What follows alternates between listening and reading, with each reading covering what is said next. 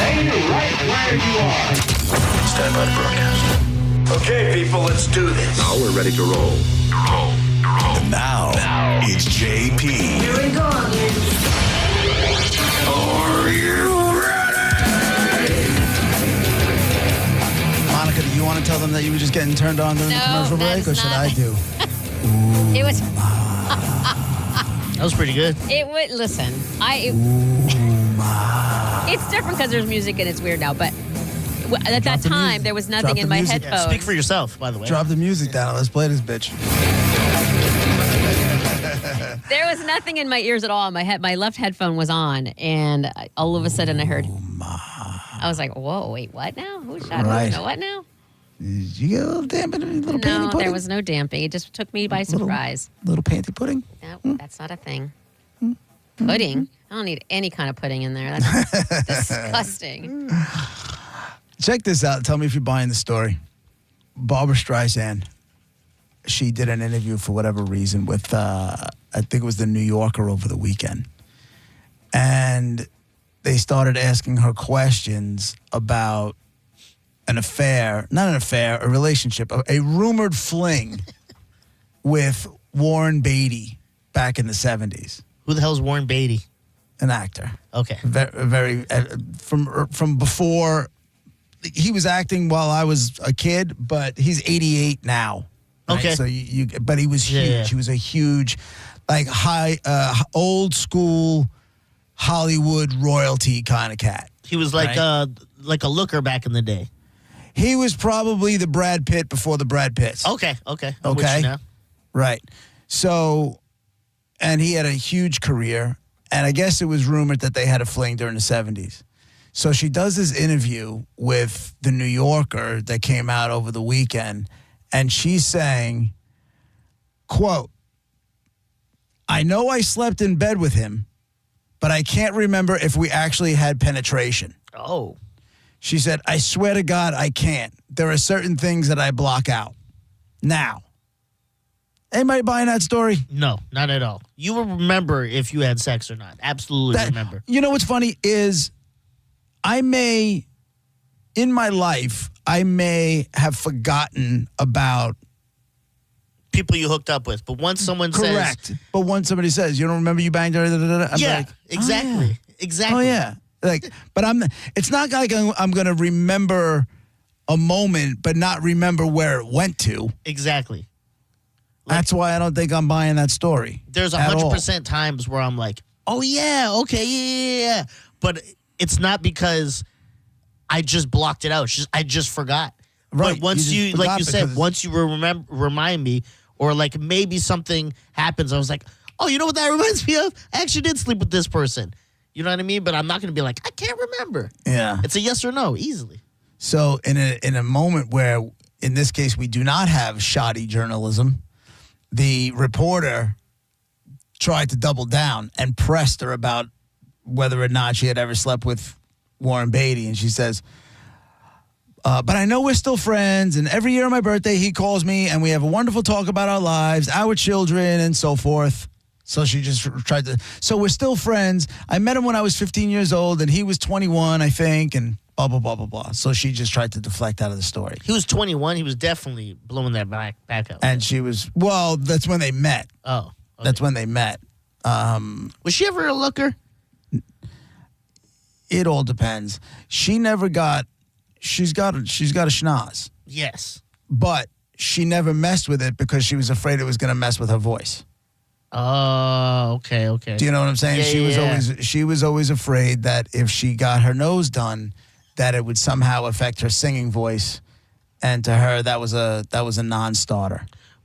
I'm looking at photos of her. She didn't look terrible by any stretch of the imagination No. when she was younger. But for some reason, there's photos where she's probably in her 40s or something. Looks a Yeah. little better there. For some Yeah. reason, the age did pretty good to her at a certain time. It looks like. Right.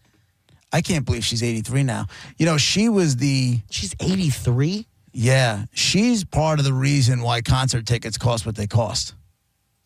Because when it was like her and the Eagles at the same time started charging astronomical numbers for tickets, and people bought them.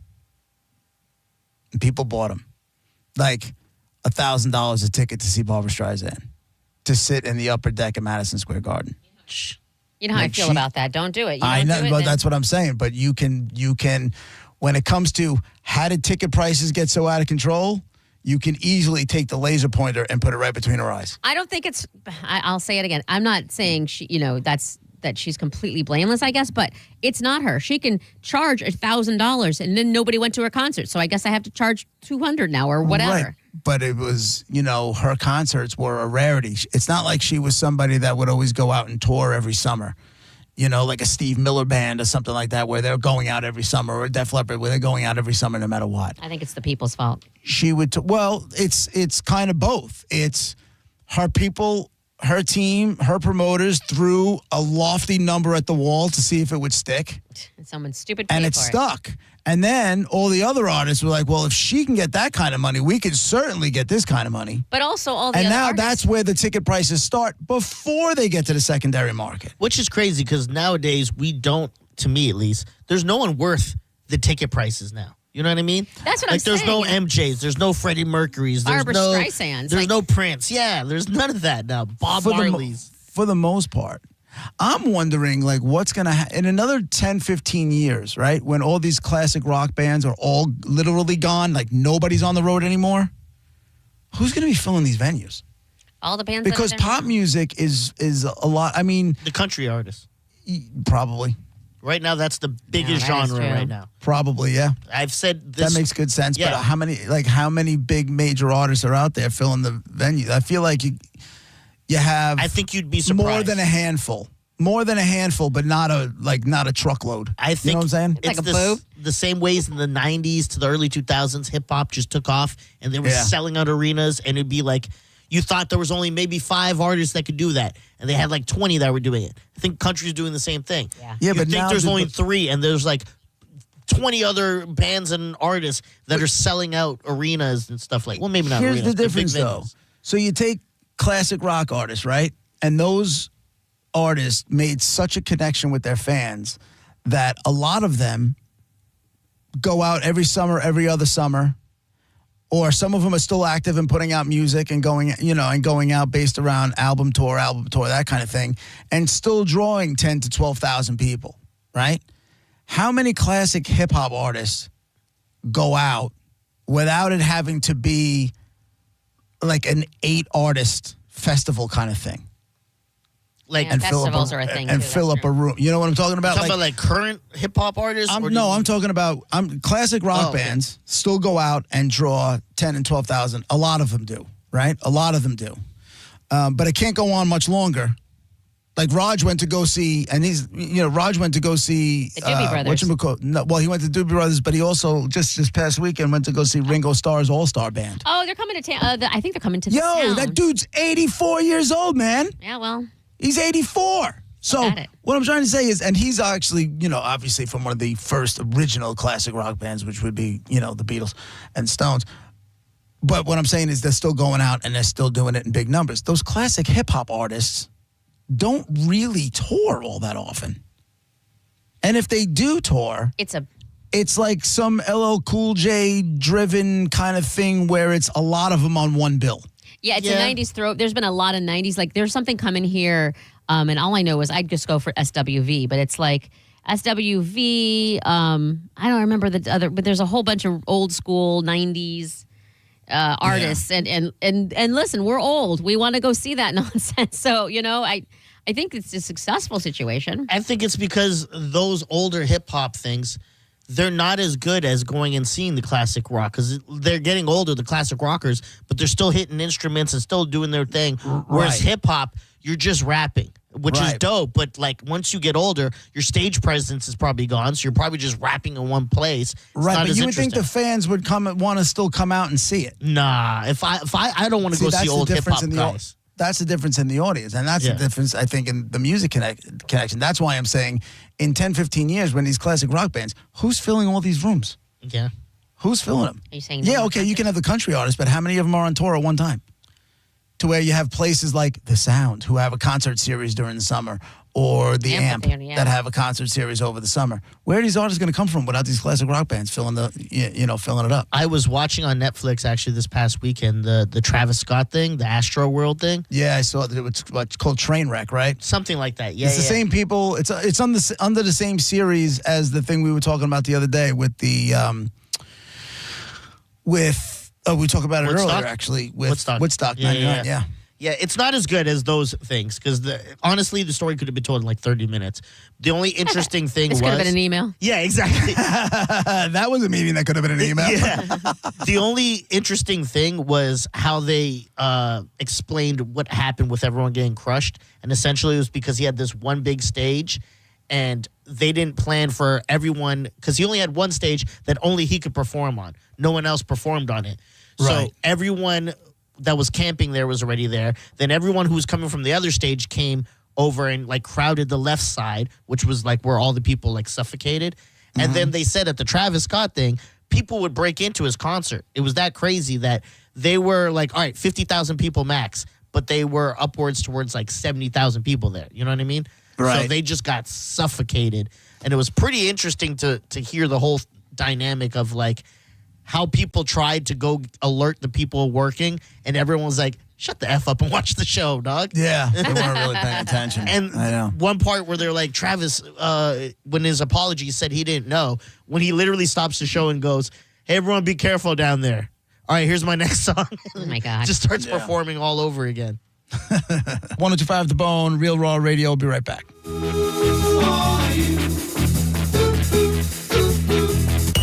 Stream Real Raw Radio live anytime on the free 102.5 The Bone app. Tell us what you think. Makes me feel good. Head to the 102.5 The Bone app now and leave us an open mic. After an accident, you may have an x-ray that looks normal, but you're still in pain. That's because soft tissue injuries like sprains and tears don't show up on x-rays. And if an insurance company doesn't see it, they may not believe you're hurt. When they don't take your pain seriously, we fight back. We know doctors who are experts in diagnosing soft tissue injuries. They can help us prove that your pain is real, and we'll seek to get you paid for all of your future medical expenses. Farah and Farah, Tampa. Hey, it's Mike Calton to tell you about my friends at Stingray Chevrolet in Plant City. It's time for Black Friday. To finish the year strong, they're rolling out their biggest Black Friday savings on a huge selection of new Chevys. They'll pay top dollar for your current vehicle, keep the cash, or use it to trade up and save even more. It's time. Shop the biggest Black Friday savings before they're gone. Visit StingrayChevrolet.com. Together, let's drive. Stingray Chevrolet. Relax, enjoy the difference. Open enrollment for health coverage is here, and this year, there are a few changes to the process. Florida Blue is here to help. Whether you're looking to switch, enroll for the first time, or renew your coverage, our Florida Blue agents will guide you every step of the way. Call 1-866-531-8473 to connect with an agent to find the right plan for you. Call us at 1-866-531-8473. Policies have limitations and exclusions. As the old saying goes, size matters. At Morgan & Morgan, we have over 1,000 lawyers and nearly 6,000 people on staff. But at the core, this is and always has been a family business. Our family watching out for your family. Call us or email us 24 hours a day, 7 days a week, even on a Saturday or a Sunday. And if you ever have a problem, call our mom. Morgan & Morgan. For the people and your family. Injured? Dial Pound Law or visit forthepeople.com for an office near you. Sell your home with Mark Spain Real Estate and get the strongest cash offer in the industry. You'll save time, make the most money, and eliminate all of the hassle. Hey, it's JP. The guaranteed offer from Mark Spain Real Estate allows you to bypass the market, receive an all-cash offer, and close in as little as 21 days. Mark Spain Real Estate has been in the business for nearly 30 years and has helped over 72,000 satisfied clients. Trust the most experienced real estate team in the U.S. to sell your home quickly and for top dollar. Go to Mark Spain Real Estate to get a guaranteed offer on your home today and start packing. $5,000. That's the average amount of money people in the U.S. are now spending on gas in a year. $5,000. That's crazy. If you drive, you have to download Upside, the free app that gives you cash back every time you get gas. That's right. You can earn real cash back with Upside just by buying the gas you're already buying. You can literally start earning cash back today. I use Upside every time I fill up, and I've already already made around $200-$300. You're putting gas in your car anyway. Why not get real cash back? If you like free money, download Upside. I'm saving the cash I earn from using Upside to help pay for a vacation later this year. Download the free Upside app now to earn cash back every time you buy gas. Use promo code RADIO to get an extra 25 cents per gallon on your first tank. You can cash out anytime right to your bank, PayPal, or a gift card for Amazon and other brands. Just download the free Upside app and use promo code RADIO for a 25 cents per gallon bonus on your first tank. That's code RADIO for a 25 cents per gallon bonus. John Senning here. I'm obviously not an attorney, but Mo DeWitt is. And you probably already know that if you're injured on the go, just call Mo. Mo and his firm fights for the injured people in Tampa Bay to get them what they deserve. Fighting the insurance companies can seem overwhelming, but that's what Mo does every day. And he's ready to do it for you. No matter what life throws at you, stand up and fight to get what you deserve. And it all starts with one call to Tampa's injury attorney at 866-CALL-MO. Give him a call day or night at 866-CALL-MO. That's 866-CALL-MOE. Here's a tale of Becky. Didn't know what to do with new meds prescribed and no real cost clue. She squinted at prices, that can't be right. Then tapped GoodRx and saw the light. She could get a deal with telehealth if she feels. Learn about those meds without any stress. That one little app does all the rest. Even my horse downloaded it. Dang, save time and money on prescriptions. Check GoodRx. GoodRx is not insurance. For nearly 2,000 severely injured veterans, everyday life has become filled with barriers. So we build specially adapted homes at Homes for Our Troops. And thanks to our donors and supporters, this life-changing gift of freedom is provided mortgage-free to these veterans. But we need you to join us, too, in completing this important mission. Please visit hfotusa.org and help build homes and rebuild lives. Now, back to Real Raw Radio, sponsored by Anajar and Levine, accident attorneys. Call 1-800-747-FREE. That's 1-800-747-3733. You might want to check this one out. All right, here we go. Stay right where you are. Stand by to broadcast. Okay, people, let's do this. Now we're ready to roll. And now, it's JP. Here we go. Are you ready? Good Tuesday morning, JP. 105 The Bone, Real Raw Radio with Monica and Dizzy. Good morning to you too, Monica. You done watching Hot Tub Time Machine for the 10,000th time? My head is in there, but I'm here. Cool. All right, listen, I got a little. I know you don't like me to start like this, but a little fashion thing for you here. Fashion? The orange shirt with the red glasses, we're clashing. They're orange, by the way. The glasses are orange. The glasses are orange? Yeah, but they're just a different shade of orange. They're orange. Orange? Orange. It's an orange, O, it's an orange. R, or. Like if you say the word or, O-R, it's or. So they're orange, not orange. I think this is regional. What are you looking for in your bag? You got your weed in there? I forget you can see me. Yeah, get it out. Start the show. Hey, do you guys be afraid? Well, not afraid, but hate people getting in the elevator with you? No. Well, no? Like today, I got in the elevator and I could hear someone coming through the doors, the main doors, and I started frantically pressing the button so we can go up without them. Like it was like a horror film. Like I was like, Dude, oh my god, one oh my god. There's two.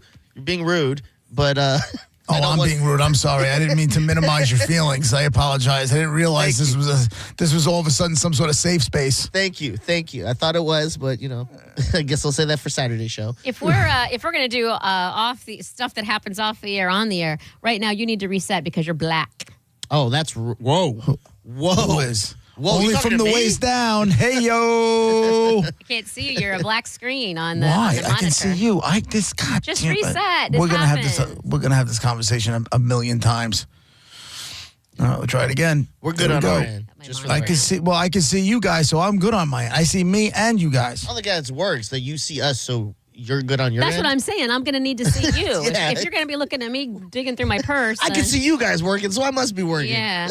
What I'm trying to say is, I see me. Do you see me now? No.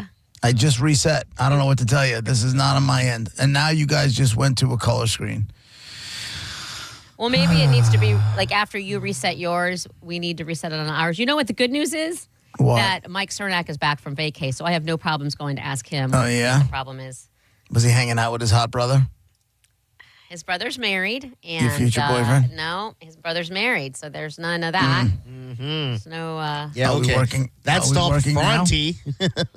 Yeah, he's no Michael Franti, that creep. I finally saw the picture of the stump girl. She's great. pretty, and She's cute. And she She's has cute. a residual limb. A residual. That's what that's what the official. No, that's what you decided. No, to call that's it. what the community decided. And then when it says ... otherwise called a stump. I know. It said that. So That's we're sticking with the otherwise called the stump. that's like how ain't got in the dictionary. People kept saying it enough. Now ain't is in the dictionary. Doesn't make it right. Did you see what happened yesterday? I think it was Skibbity. They announced that Skibbity was going to be in the dictionary, and then the internet took over. It's like, we officially lost the English language. I guess the kids pushing Skibbity toilet and Skibbity whatever the hell it is, and I still don't even know what it means. I'm assuming it means nasty, but what do I know? But see, and that's the thing. That's been around. That's how it gets in there. That's been around for so long. Like, are they putting in Chopped now? Because Chopped is Chopped? the new. That's basically it's trash. It sucks. That's bad. So like, are they putting in like then that Chopped will get in 5 years from now? You know what I mean? Or 6, 7, like you know what I mean? Like all of I don't know. all of the slang. I don't know that it should go in there because it's all outdated by the time it goes in. Remember when bling got accepted into it? I remember that. What did? When the word bling.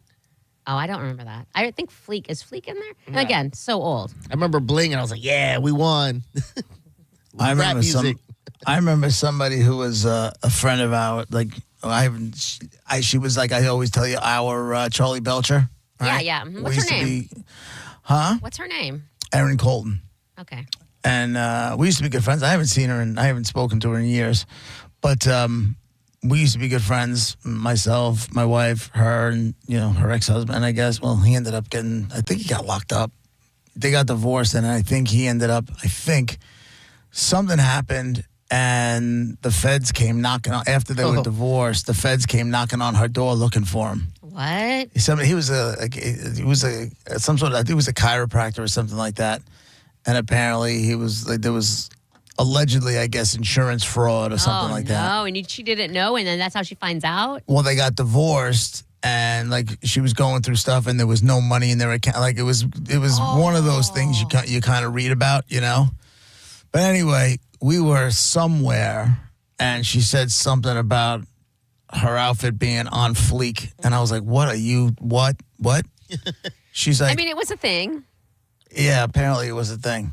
But I didn't know what the thing, me, I didn't know what the thing was. How come your kids don't speak slang? Because they were in high school and Because I'm junior doing high. a good job raising them? I don't know. No, you used slang when you were a kid. Right, but they don't use it, they just don't use it in the house. I'm sure they use it. Yeah, I get that. We I all kind of didn't. have our own. I didn't really use my slang around my parents too much. No. Because I'd be like, they're not going to get that, or they're going to think I'm an idiot. So Right. I think I would keep it to myself most of the time. And everybody was like, Yeah. I mean, I remember the word rad. Like, oh, it's rad. That's stupid. That's like, I guess short for a radical or whatever. I don't know. All I know is our slang was not cool either. Like Red, I think, came out of California skater guy and that's fine, but it's still terminology. stupid. Just like, I mean, the other thing that never really took off was, yes, it was Valley Girl stuff, but like, Gag me with a spoon. I yeah, literally all that said kind of gag me crap. with a Like, spoon, we all yeah. made fun of it. Like, it was in the movies. Like, you sound like a dick. No, we totally. Well, the people we hung out with were different, but we totally said "gag me with a spoon," and then it was. Did you really? 1,000%. If you weren't imitating those lunatics, did you really like you're hanging out with your girlfriends Yes. and some like a video comes on and you're like, "Ew, gag me with a spoon." And then it would be it shortened to "gag me," but yes, we said "gag me with a spoon" for the longest, and then it shortened to "gag me." It absolutely did. Oh, I'll gag you. We had. And you'll love it. We said slang words, and they were stupid. I readily admit that. That's why I don't even mock the stuff now, because theirs is stupid too. And then they'll think the Gen Zs or whatever, what's going to be after Gen Alpha, their slang's going to be stupid. Do you remember the first slang word you heard that was really dumb? You're like, well, I'm not saying that at all. Well, Skibbity's up there. I can tell you that. Like mine was YOLO. I hated that when everyone was like YOLO. YOLO. YOLO I had have a like friend of week, mine. and then I have a friend of mine that he's got a pretty good life. He owns a landscape construction company. Good dude, really good dude. We went to high school together. I don't hang out with him all the time, but I see his stuff on social media. If I do see him, very cool. We'll have a drink or whatever. But everything he does on social media, YOLO. Ugh, it's the worst. I one time had a friend that I had she was a friend sort of, but like we hung out once in a while, but we worked together as well. And I felt like she was kind of single white femaling me, like she would copy some of the things I did. So I just as a theory, I was like, this is weird. I feel like she says the things I say, and she kind of just felt very weird. So one time I was just like, I'm not going to make up a word, but I'm going to say a random word. And I want to say it was like zoinks or something stupid. Like where did that even, that was random. Yeah. And I was like, let's just see. If I say it a lot, let's just see if she says it. And she did. She started saying it. I'm like, I ended the friendship. I'm like, this is creepy. I'm going to end No, you it. should have kept it. No, that's weird. Right, you could have molded that into whatever you wanted. I don't need to. No, I don't want to be in charge She of could have anybody. done your bidding. No, That's no. how Manson started. I don't want any of that. That's great power.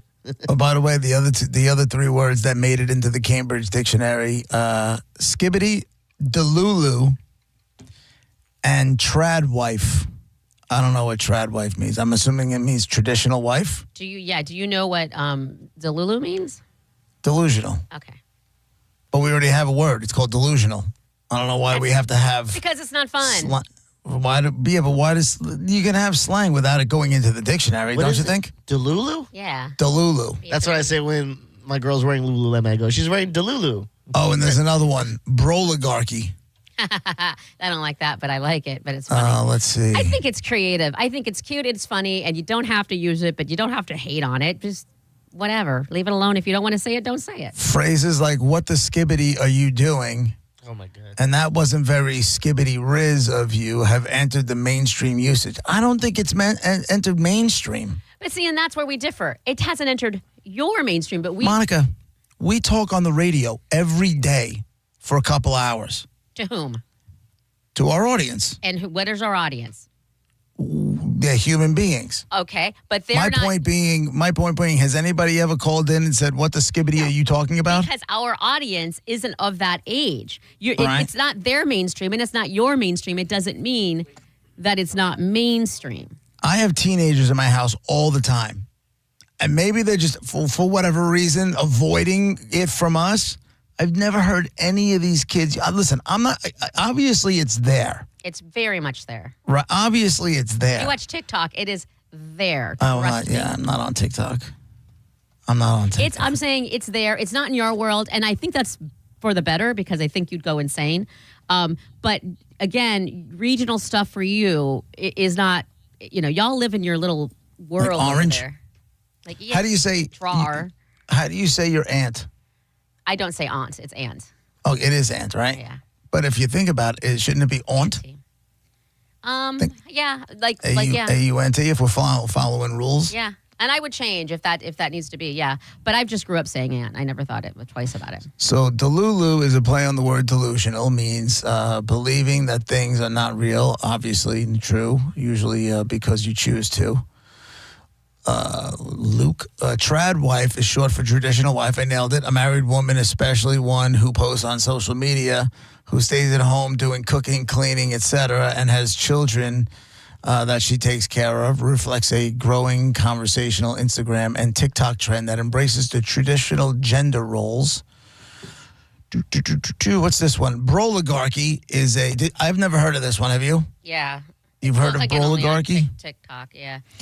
Broligarchy is a small group of men, especially men owning or involved in a technology business, who are extremely rich and powerful. So you're telling me like the Bezos and Meta guy? What the hell's his name? They're the broligarchy. Mm-hmm. Well, and it's also a bro. Like not all oligarchs are bros. Do you see what I'm saying? You know what a right? bro But that's is. what they're saying. It's Yeah. like technology business. Yeah. How many people are you actually talking about when you throw the word bro? Like, when's the last time somebody used broligarchy in a sentence? Well, I don't know that it's literal. And The Bone, WHPT, Sarasota, Tampa, St. Pete, and 107.3 WXGL HD2 St. Pete. The Bone is the official Tampa Bay Lightning radio station. 3, 2, 1. It begins. All systems go.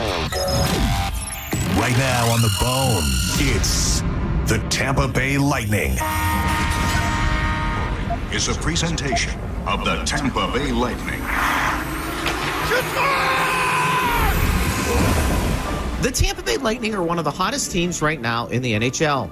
The Bolts have won 5 in a row and are coming off a 5-1 win over the Calgary Flames Wednesday night. Brandon Hagel extended his goal streak to 3 games, while Andrei Vasilevsky made 32 saves in net. The Lightning are now 6th in the league in goals allowed and are getting really good goaltending during these stretch of games. They'll look to do the same this afternoon against the Detroit Red Wings. It's an important Atlantic Division showdown for both squads. Who comes out on top? We'll find out next. It's the Lightning and Red Wings, and it's happening right here on Lightning Radio. Kucherov dances to the slot. Score! What a goal from Nikita Kucherov! Brilliance from Kucherov! Shoots! Score! McDonough! Short-handed goal! Here's a steal. Blake across the blue line, left circle. Cutting in front, shoot, save made. Rebound, Yoska! what a save made by Vasilevsky, 2 in a row. Wow. The Lightning are ready to take the ice. Now, with the Lightning Audio Network pregame report, here's Greg Linnelli.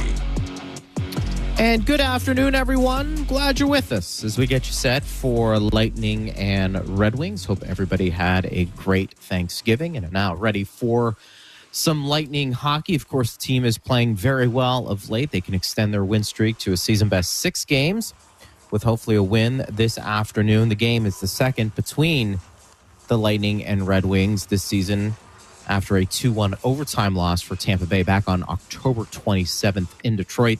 The teams will meet again on March 12th and 13th. So as I said in the open, and we'll get to our panel later on in this segment to break down even more why this Tampa Bay Lightning team is continuing to play well. And we saw what they were able to do last game against the Calgary Flames, a game where they're doing it with defense. And you know they're going to score at times. Scoring comes and goes, as we've talked about so often. The team is dealing with some major injuries for sure on the back end, but the guys they've called up and the team collectively has decided to embrace the challenge defensively and come up with some pretty good games where they are limiting the opposition in shots and scoring chances. It's never going to be perfect. No game is.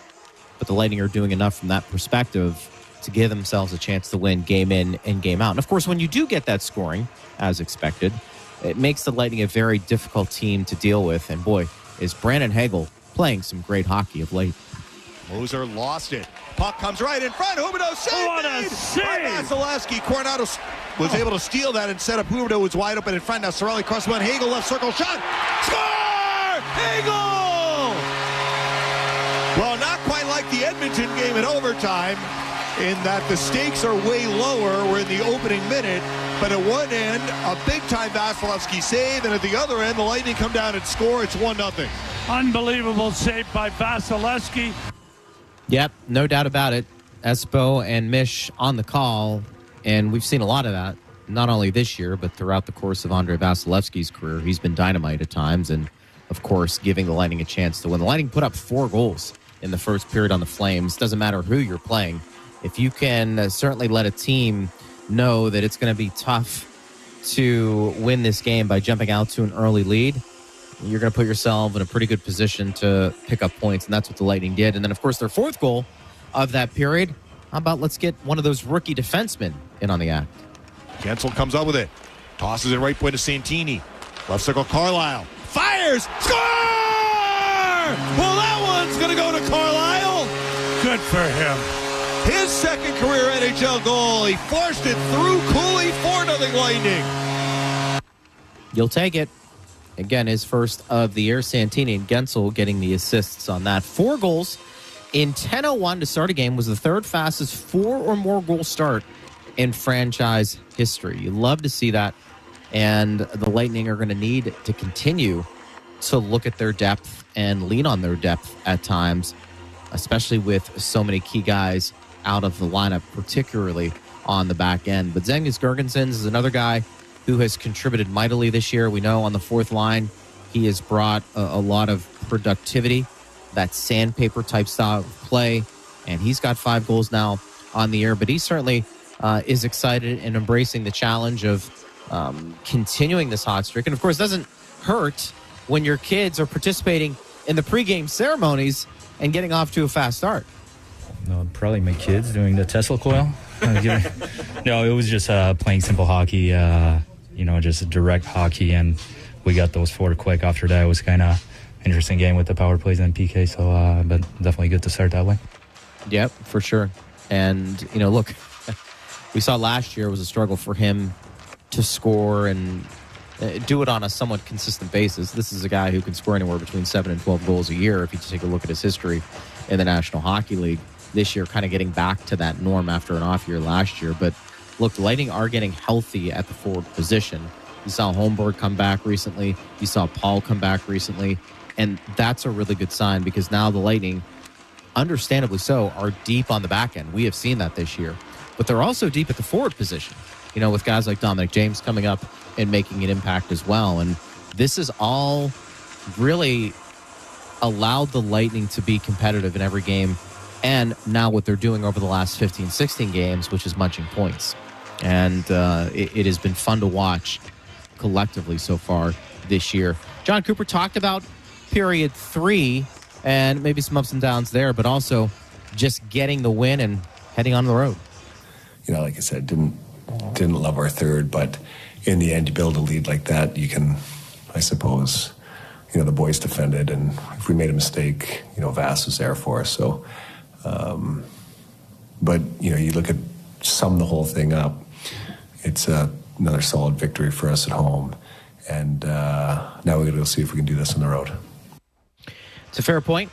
And again, Detroit coming off a bad loss to Nashville the other day. They should be ready to go today. Anytime you get into those Atlantic Division games, it's always a little bit of a challenge. But both teams absolutely should be up for it. We'll see how it transpires, no doubt about it. By the way, Andrei Vasilevsky should be getting the start today as he leads his team on ice for warm-ups. And I want to let you know, too, we'll get into this in our next segment. The Lightning did recall defenseman Simon Lundmark from Syracuse. He played in 15 games with the Crunch, recording 2 assists, 6 penalty minutes. 6'2", 190-pound defenseman. He's appeared in 269 career AHL games between the Crunch and Manitoba Moose. And he was originally drafted by the Jets in the 2nd round back in 2019. So there is some pedigree there. And the Lightning signed him as a free agent back on July 1st of 2025. So we've seen the Lightning find talent in different ways. Lundmark, obviously somebody who has played well. We saw Groshev get called up the other day and was sent back down. So no doubt trying to reward players who have done well, but also get in line a little bit with the NHL life and just how things are done, even from a practice perspective. And it's all beneficial, and it's all part of the developmental process when it comes to the Lightning and what they do. For every point that Nick Paul records this season, he's going to donate $150 to the Crisis Center of Tampa Bay. As the presenting partner of Points by Paul, Slide Insurance is generously matching these donations. That $300 to support mental health in Tampa Bay for every point Nick scores. All right, when we return, we will talk to Eric Erlinson, Bobby the Chief Taylor, and Ben Pierce. We'll get their thoughts on the game this afternoon, Lightning and Red Wings. It's coming up in about 20 minutes on Lightning Radio. Looking to sell your home in this challenging real estate market? Trust the Duncan Duo team at LPT Realty, Tampa Bay's #1 real estate team. Hi, this is Andrew Duncan, and we've sold thousands of homes when other agents failed to sell them, like recently in South Tampa, Brandon, Carrollwood, Riverview, Odessa, St. Pete, and Clearwater. We know how to win in tough conditions and get maximum exposure. We can guarantee your home sold or get you an instant cash offer. Go with the best at DuncanDuo.com. That's DuncanDuo.com. Hey, Lightning fans, don't let cold and flu symptoms keep you on the bench. Power through your day with Mucinex Kickstart. Fast, all-in-one, and done relief with a jolt of instant cooling sensation. That's a game-winning play. Relief with a kick. Mucinex Kickstart. Go Bolts. Use as directed. At PNC Bank, the official retail bank of the Tampa Bay Lightning, we've always taken a boring approach to handling your money. Not only is it smart, it's reliable. And why would we ever want to be unreliable with anyone's money? Some of those customers could be big, tough hockey players who'd gladly give up their teeth for a win. Oh, that's gonna hurt. But really, we just think boring is the smartest way to help ensure your money's there for exciting things in life. Like intentionally placing your body in front of a frozen rubber puck traveling at 100 miles per hour. PNC Bank. Brilliantly boring since 1865. PNC Bank, National Association, member FDIC. Listen to Dave Mishkin and Phil Esposito's radio call live in your seats at Benchmark International Arena in the Lightning mobile app. Select Listen Live from your seat and follow the directions. You'll never miss Mish screaming score or Espo yelling shoot the puck while you cheer on the Bolts from your seat. Hi, folks. Phil Esposito here, Hockey Hall of Famer. Well, who knew that I was going to go a little bit deaf?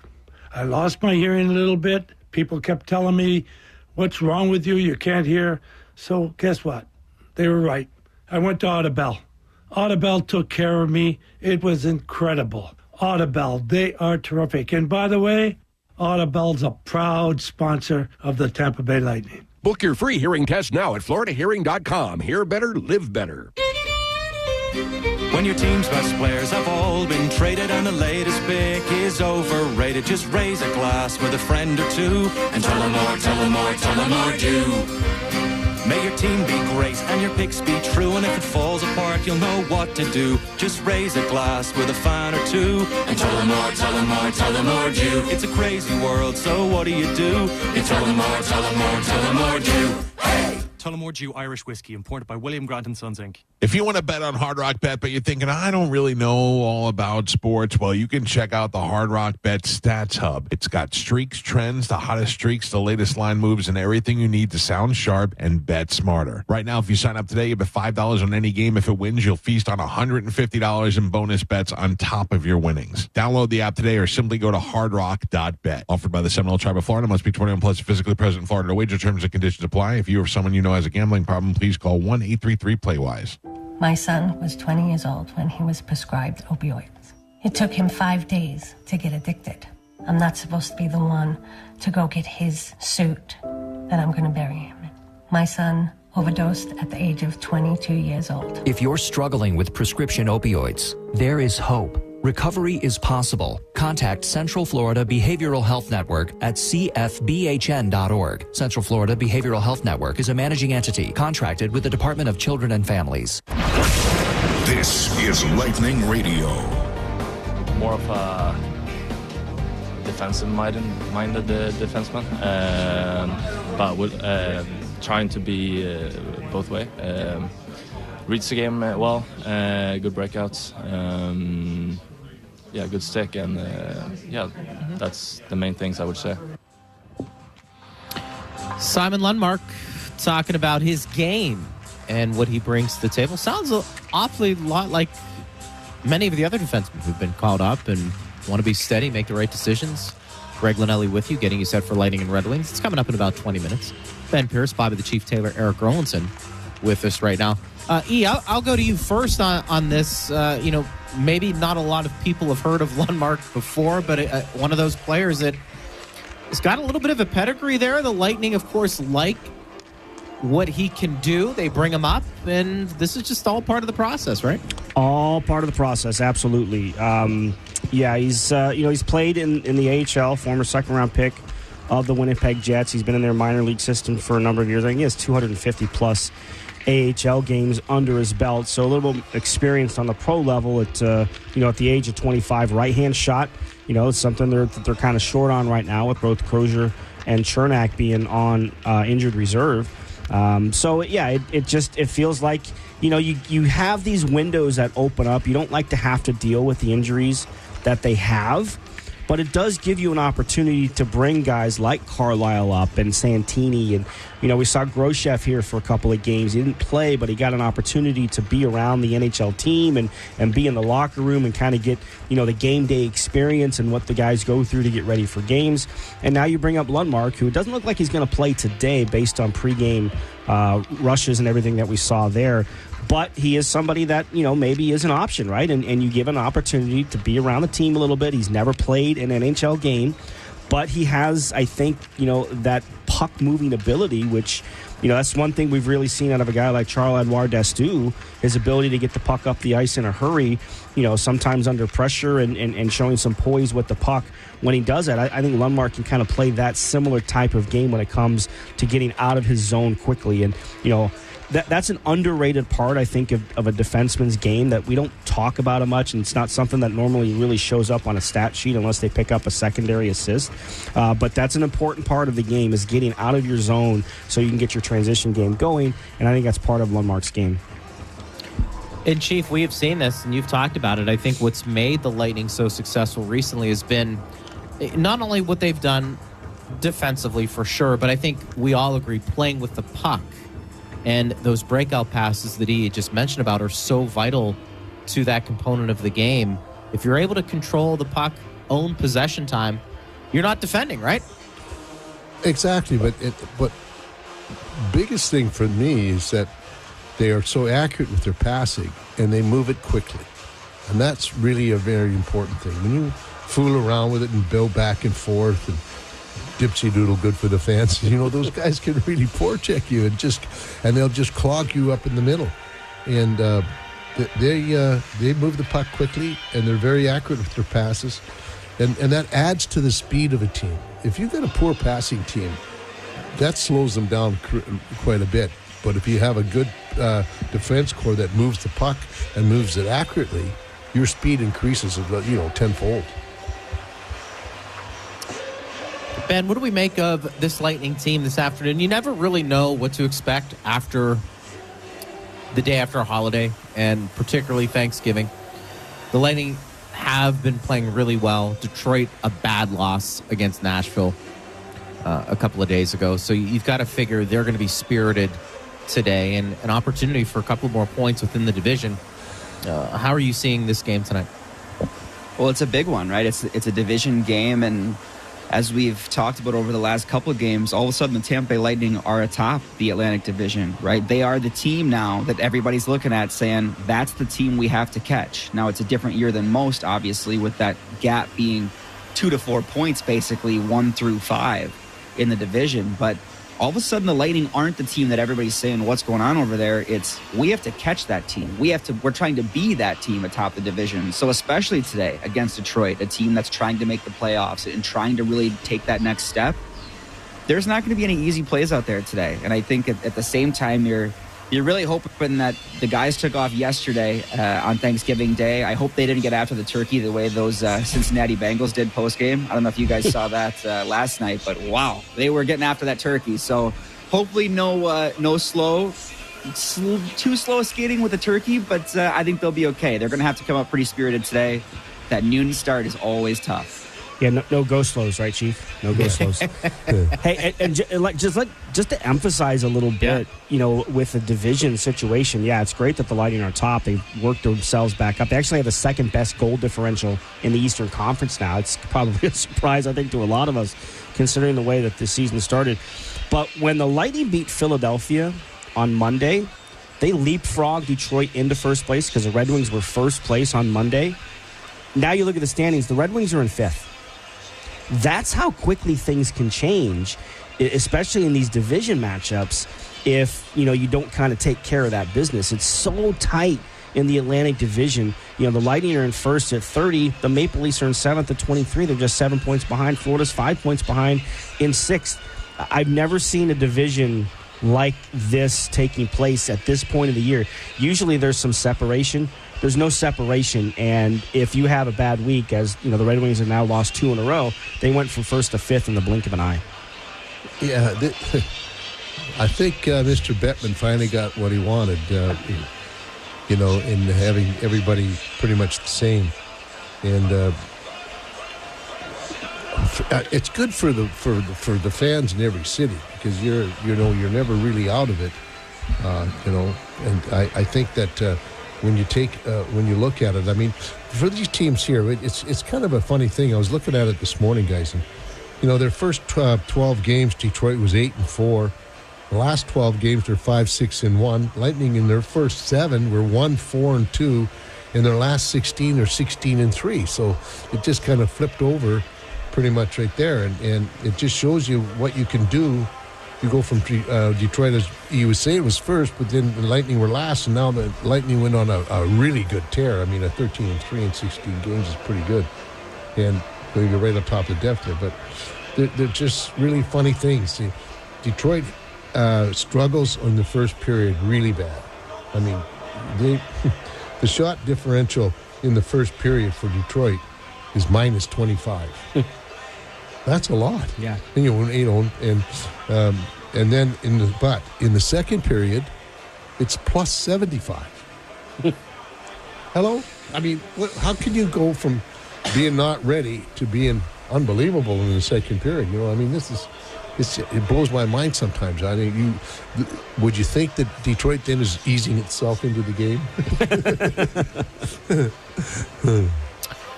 What do they have to pay attention to today, Ben, when it comes to, and you can jump on this as well, along with Chief, the Red Wings? Because they're a team that you keep waiting for as one of those eventual top 8 teams to break in.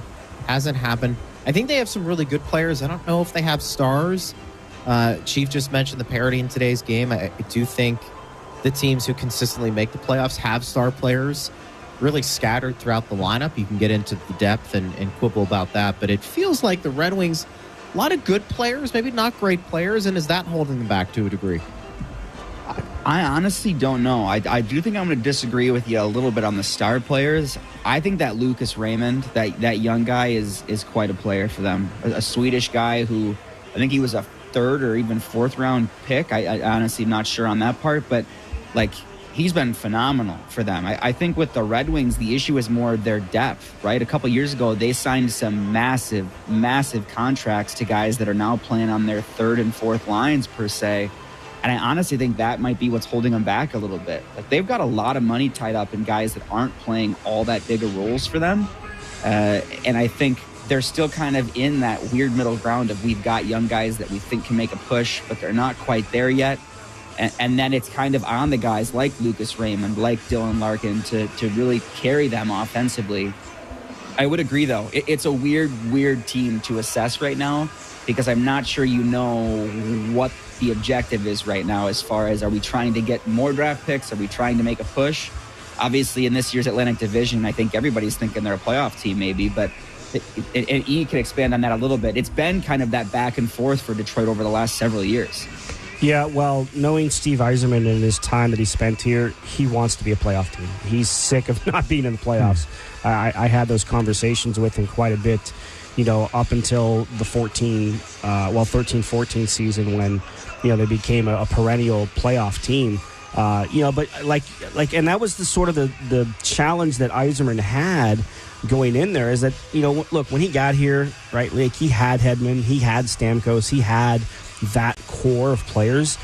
I don't know that Detroit had it. I agree with you, Ben. Lucas Raymond is a quiet superstar. Nobody really talks about him that much. Alex DeBrincat never gets talked about, and this guy is a 40-goal scorer in this league, right? He's a perennial 30 to 40-goal scorer, and he's fit right in there. They have Patrick Kane, who's not the Patrick Kane of the Showtime years that he was in Chicago, but he's still an effective player and certainly can set up and make plays. He's on the verge of becoming the highest scoring U.S.-born player in history. That's probably going to happen at some point this year. The big question with Detroit has always been their goaltending, sort of like it was here when Steve Yzerman came here the first time, right? They were trying to go through goalies, whether it was Anders Lindbach or Dwayne Rollison they brought in the year that they got to the conference finals in 2011. They never found that goalie until they drafted Vasilevsky, and then they brought in Ben Bishop after that, and it's been very consistent with Bishop since then. So that's always the key with this Detroit team. It's a weird mix of younger players that they hope will turn into players, and then they brought in, the Sherratts and the Kops and, those kind of guys that are on the back end of their careers that can help maybe bring some of these young players along. So it is a weird mix on their roster, but for me with Detroit, it all comes down to goaltending, and we know what John Gibson is capable of doing. I just don't know if we've seen it yet, or if there's any answers to the questions that people have about Detroit's goaltending. Yeah, well, I'll add to that too. Go ahead, Chief.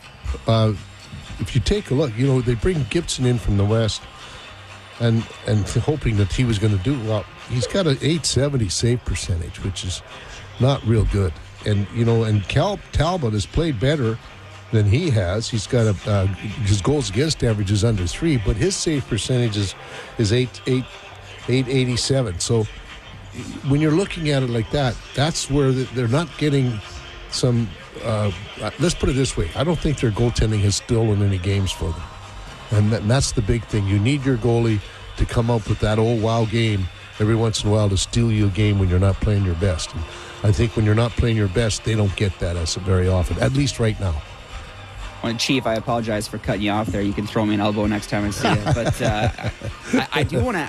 I was really curious. What I was going to say is, I'm curious in your mind. You look at the goalie split this year for Detroit.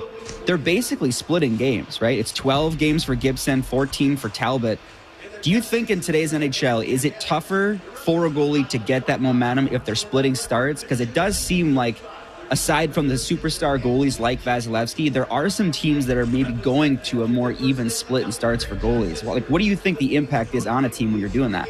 Well, it's the goalie. Look at Boston. At Swayman and the guy they traded to Ottawa. They basically kind of pushed one another, to be better. I think sometimes it's, it's a surprise to me that Gibson is struggling like he is, because he was really, really good in the West Coast. He was basically what the guy that kept him in the playoff hunt all the time. But a lot of it could be the system they play as well. But they haven't been able to come up with that. I know that I know Yzerman was really excited when he got Gibson because of his pedigree, but he hasn't really shown it yet. And I think you can put a lot of teams in that position too, though, Ben.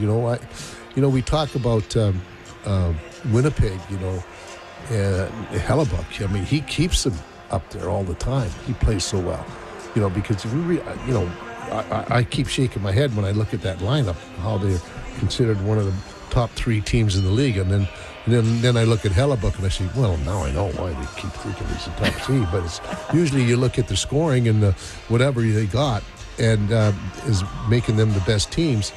They forget about that guy between the pipes who can come up and steal you games on a consistent basis like that kid in Winnipeg does.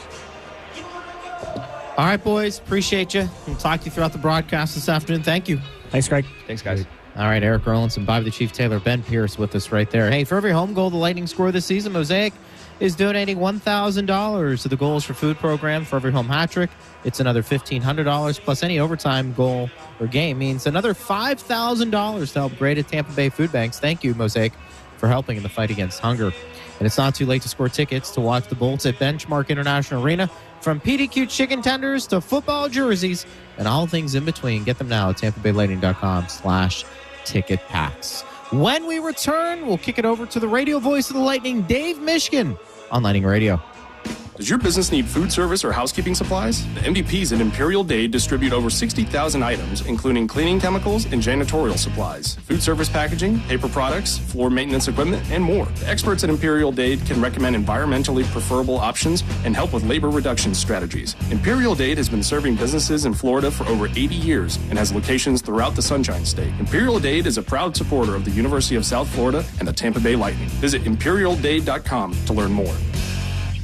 As part of our 90th anniversary celebration, we have enhanced our cash-out refinance home loan. With our new limit, you can now receive up to 90% of your loan to value, providing you with more flexibility and financial freedom.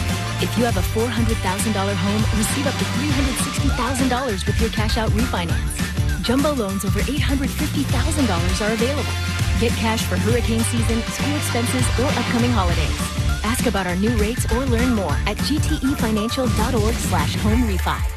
Hey, Lightning fans, don't let cold and flu symptoms keep you on the bench. Power through your day with Mucinex Kickstart. Fast, all-in-one, and done relief with a jolt of instant cooling sensation. That's a game-winning play. Relief with a kick. Mucinex Kickstart. Go Bolts. Use as directed. Hey, you. Yeah, you. The moment you've been waiting for all year, it's here. The McRib is back at McDonald's. No more daydreaming about that saucy, tangy barbecue flavor because it's back in your hands where it belongs. Now, get 20% off when you spend $10 or more only in the McDonald's app.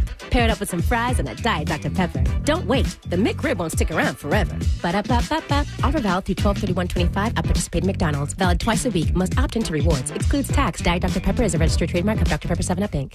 Extra value meals are back. For just $5, get a savory and sweet sausage, egg, and cheese McGriddles, plus hash browns and a coffee. Only at McDonald's. For limited time only. Prices and participation may vary. Prices may be higher in Hawaii, Alaska, and California, and for delivery. Extra value meals are back. That means 10 tender, juicy McNuggets and medium fries and a drink are just $8. Only at McDonald's. For limited time only. Prices and participation may vary. Prices may be higher in Hawaii, Alaska, and California, and for delivery. Your team always knows how to stay cool under pressure, and so does Cox Heating and Air Conditioning. If your AC is skating on thin ice, turn to your trusted Carrier experts for over 60 years at Cox Heating and Air Conditioning. Right now, you can get the Cox Personalized Maintenance Plan. For only $110 for first-time customers, our certified technicians visit your home twice a year and keep you cool. So when your home feels more like a penalty box, it's Cox Heating and Air Conditioning for the win. Go to coxair.com today. License number CAC 1816108. Hi, folks. Phil Esposito here, Hockey Hall of Famer. Well, who knew that I was going to go a little bit deaf? I lost my hearing a little bit. People kept telling me, what's wrong with you? You can't hear. So guess what? They were right. I went to Audibel. Audibel took care of me. It was incredible. Audibel, they are terrific. And by the way, Audibel's a proud sponsor of the Tampa Bay Lightning. Book your free hearing test now at floridahearing.com. Hear better, live better. The Bone, WHPT, Sarasota, Tampa, St. Pete, and 107.3 WXGL HD2, St. Pete. The Bone is the official Tampa Bay Lightning radio station. This season of the Tampa Bay Lightning is presented by Advent Health. Gets a left circle. Zips it to Kucherov right circle. Center's point. Shoot! Score! It's time to be the Thunder. Rated point! Wow. Rated point! Wow. Tonight's broadcast of the Tampa Bay Lightning is presented by Spectrum. It's only the way TV should be. It's only everything. Learn more at SpectrumTV.com. Ticketmaster, the official ticket marketplace of the Tampa Bay Lightning. And by Advent Health, the official health and wellness partner of the Tampa Bay Lightning. Hedman hold, shoots, score! Victor Hedman! We're just moments away from puck drop as we get ready for Lightning to Strike. Lightning hoping to strike this afternoon against the Red Wings. Greg Linelli with you. Before we get to Mitch, don't forget, get the latest news and notes on the Bolts every morning with the Daily Strike podcast. New episodes drop every morning in your favorite podcast app. Make sure you subscribe today. Let's bring in Mish to talk about this game momentarily before the puck drops. And Mish, the Lightning playing well. The Red Wings, boy, you've got to think they're going to be playing with some urgency. I know that word gets used often, but they came off the loss they did to Nashville a couple of days ago, out of a playoff spot. I know they weren't happy with their performance in that game against the Preds. I would anticipate a pretty spirited game from Detroit, which means the Lightning should be ready to go from the start. Well, you'd hope they'd be ready to go, Greg. This is going to start a stretch for the Lightning. 7 of the next 9 on the road. They just finished a stretch of 7 of 9 at home and did very well in that stretch of time. They went 7-2. In fact, the 2 losses were both at home. They won both their road games. But, you know, it's hard to just crank out win after win after win when you're on a road trip. In fact, it's not like John Cooper says we want to go undefeated on road trips. His standard is let's bring home more points than games. So this is going to be a challenging stretch. There's some back-to-backs in there as well. And the Red Wings are at home. And they're coming off a bad home loss, as you mentioned, where they gave up 5 goals in the third period to Nashville, a team that is way down in the standings. So, yeah, you'd figure they'd be ticked off. I just think the last several years, the Lightning have had a struggle in this building. Even in games that they have won, It has not come easily. Now, in the first meeting between the teams, the Lightning had a very, very quiet opening 40 minutes, and we're down 1-0, and then they poured it on in the third. They had 19 third-period shots and really struggled to beat John Gibson, who's getting the start today, and J.J. Moser scored fairly late in the third to get the game tie, and then the Lightning lost in overtime. I don't know if they're going to be able to average 19 shots per period today, but that's the sort of urgency level that they're going to need to put out on the ice. And frankly, they've done it in many of the games that we've seen recently, including the 2 road games that they've won during that last stretch of 7 and 9 at home. Andrei Vasilevsky gets the start today. He's in the net to my left. The guys were talking about Simon Lundmark. He's not in today, nor is Jack Finley. So the Lightning going with the same lineup that they used the other night against Calgary. Lightning move left to right in the first in their road white jerseys and blue numbers. And John Gibson, veteran netminder in his first season with Detroit.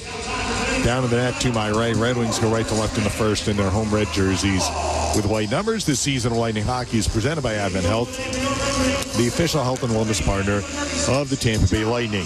Referees today are Justin Kia and Chris Schlenker. The linesmen are Tyson Baker and Kyle Flemington. Lightning will be in New York City through the weekend. They're going to get there tonight. They'll play the Rangers tomorrow afternoon and then have an off day Sunday in New York and head to Long Island on Monday and get ready for the final game of the trip Tuesday against the Islanders, their first game of the season against the New York Islanders. Of course, the Lightning played the Rangers not that long ago and got blown out. That was one of the home losses that they suffered in this last stretch of 7 of 9 at home. So the Lightning will look to exact a measure of revenge tomorrow on the Rangers, but today it's the Lightning and Red Wings. Opening face-off coming up next on Lightning Radio. Mental health challenges affects too many lives, and too often the silence around them leads to painful outcomes. Hi, I'm Nick Paul, and it's time we break through the stigma and start real conversations about mental wellness. That's why I'm proud to partner once again with Slide Insurance to continue Points by Paul, an initiative supporting the Crisis Center of Tampa Bay. Join my team and be part of this movement by visiting pointsbypaul.com and help us shine a light on those facing mental health struggles. So together, we can build a brighter path forward. Benchmark International is a global mergers and acquisition firm dedicated to delivering creative, value-maximizing solutions for business owners seeking to grow or exit their companies. Recognized as the #1 sell-side privately owned M&A advisor in the world by PitchBook and Refinitiv, Benchmark International was named Investment Banking Firm of the Year by both the M&A Advisor and the Global M&A Network. We're known for our award-winning process and world-class service. Benchmark International. When selling your company, go with the right team. The NHL is giving fun in the sun a whole new meaning. Join the party outdoors in Tampa on February 1st as we drop the puck at the home of the Bucks. Oh, that's a big hit right there. It's the Navy Federal Credit Union NHL Stadium Series.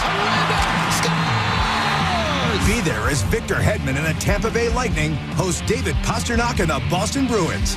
Outdoors at Raymond James Stadium.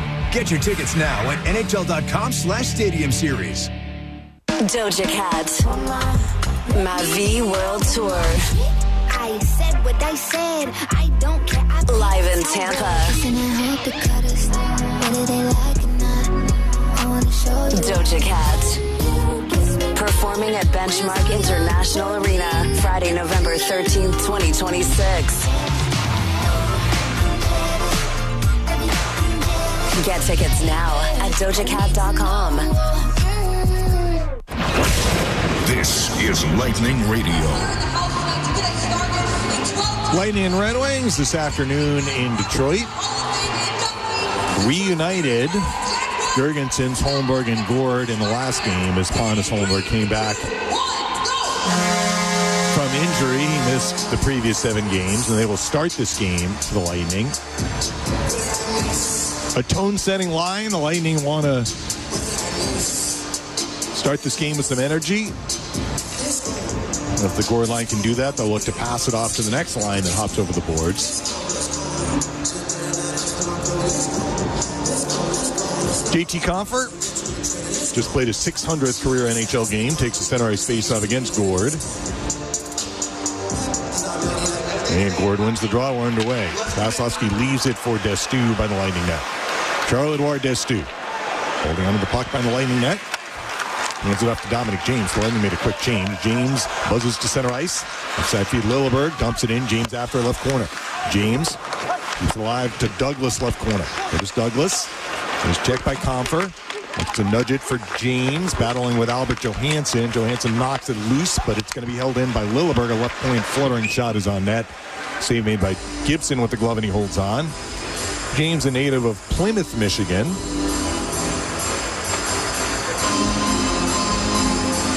Although he played his college hockey in Minnesota Duluth.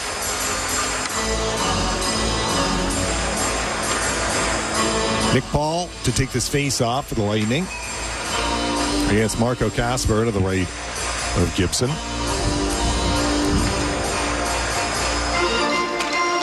Paul wins it. Moser at the left point. Shoot, save Gibson. The rebound is loose in front. Gonçalves had his stick held, and he couldn't shoot. They didn't call a penalty. Alex DeBrincat bumps it to center ice for James Van Riemsdyk. Comedy heard in. Gonçalves a quick counter. They'll rattle it down the far wing. Comes into the Red Wings end. Sandin Pellikka, defenseman for Detroit, clears. There's Gonçalves in the neutral zone. Getting checked by DeBrincat and Kasper. Kasper wins it. Right wing Van Riemsdyk loses Moser, and Moser pokes it into the Detroit bench. 59 seconds in, no score. Well, two early shots for the Lightning, both kind of longer range shots, but the second one did yield a rebound. Gonçalves was tied up in front. Larkin and Cirelli, neutral zone face-off. Matching 71s. They both wear the same number. There's a 50-50. Kucherov knocks it forward. Hagel. Brandon Hagel left circle shot. Blocked by Mo Seider.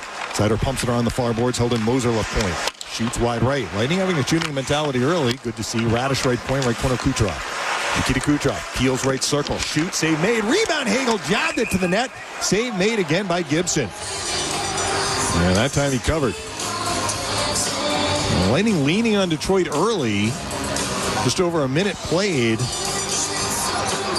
I'd say the Lightning have attempted maybe 5 or 6 shots already. They've been given credit for 3 on net. Well, I thought they had 2 right there. Cirelli and Larkin. Another face-off to the left of Gibson, won by Detroit. Seider behind the net. Cranks it around the far boards for Lucas Raymond. He missed the first meeting due to injury. He's cross-checked to the ice. No call on Moser. Took him down. Moser at center for Kucherov. Across the line right circle. Kucherov, center point J.J. Moser. Moser steps left circle and shoots. Blocked. Rebound grabbed by Kucherov right circle. Kucherov turns it right point Hagel. Doesn't have a shooting lane. Now he fires, and it got blocked by Emmett Finney and deflects out of play. Well, the Red Wings have not had possession really past the red line. They played almost 2 minutes, no score. Lightning won the face-off to begin the game. I think that's the only time it's been in the Tampa Bay defensive zone. Now the Gore line comes out, presumably for a full shift. Nate Danielson, rookie centerman, former first-round pick of Detroit, on the draw against Gore to the right of Gibson. Won by the Wings. Johansson cranks it around the near boards, and it's out at center ice. Steven Santini forces it back in. Here's Albert Johansson. Outside feed. Jacob Bernard Docker to center ice. And Lucas Raymond in the Lightning zone.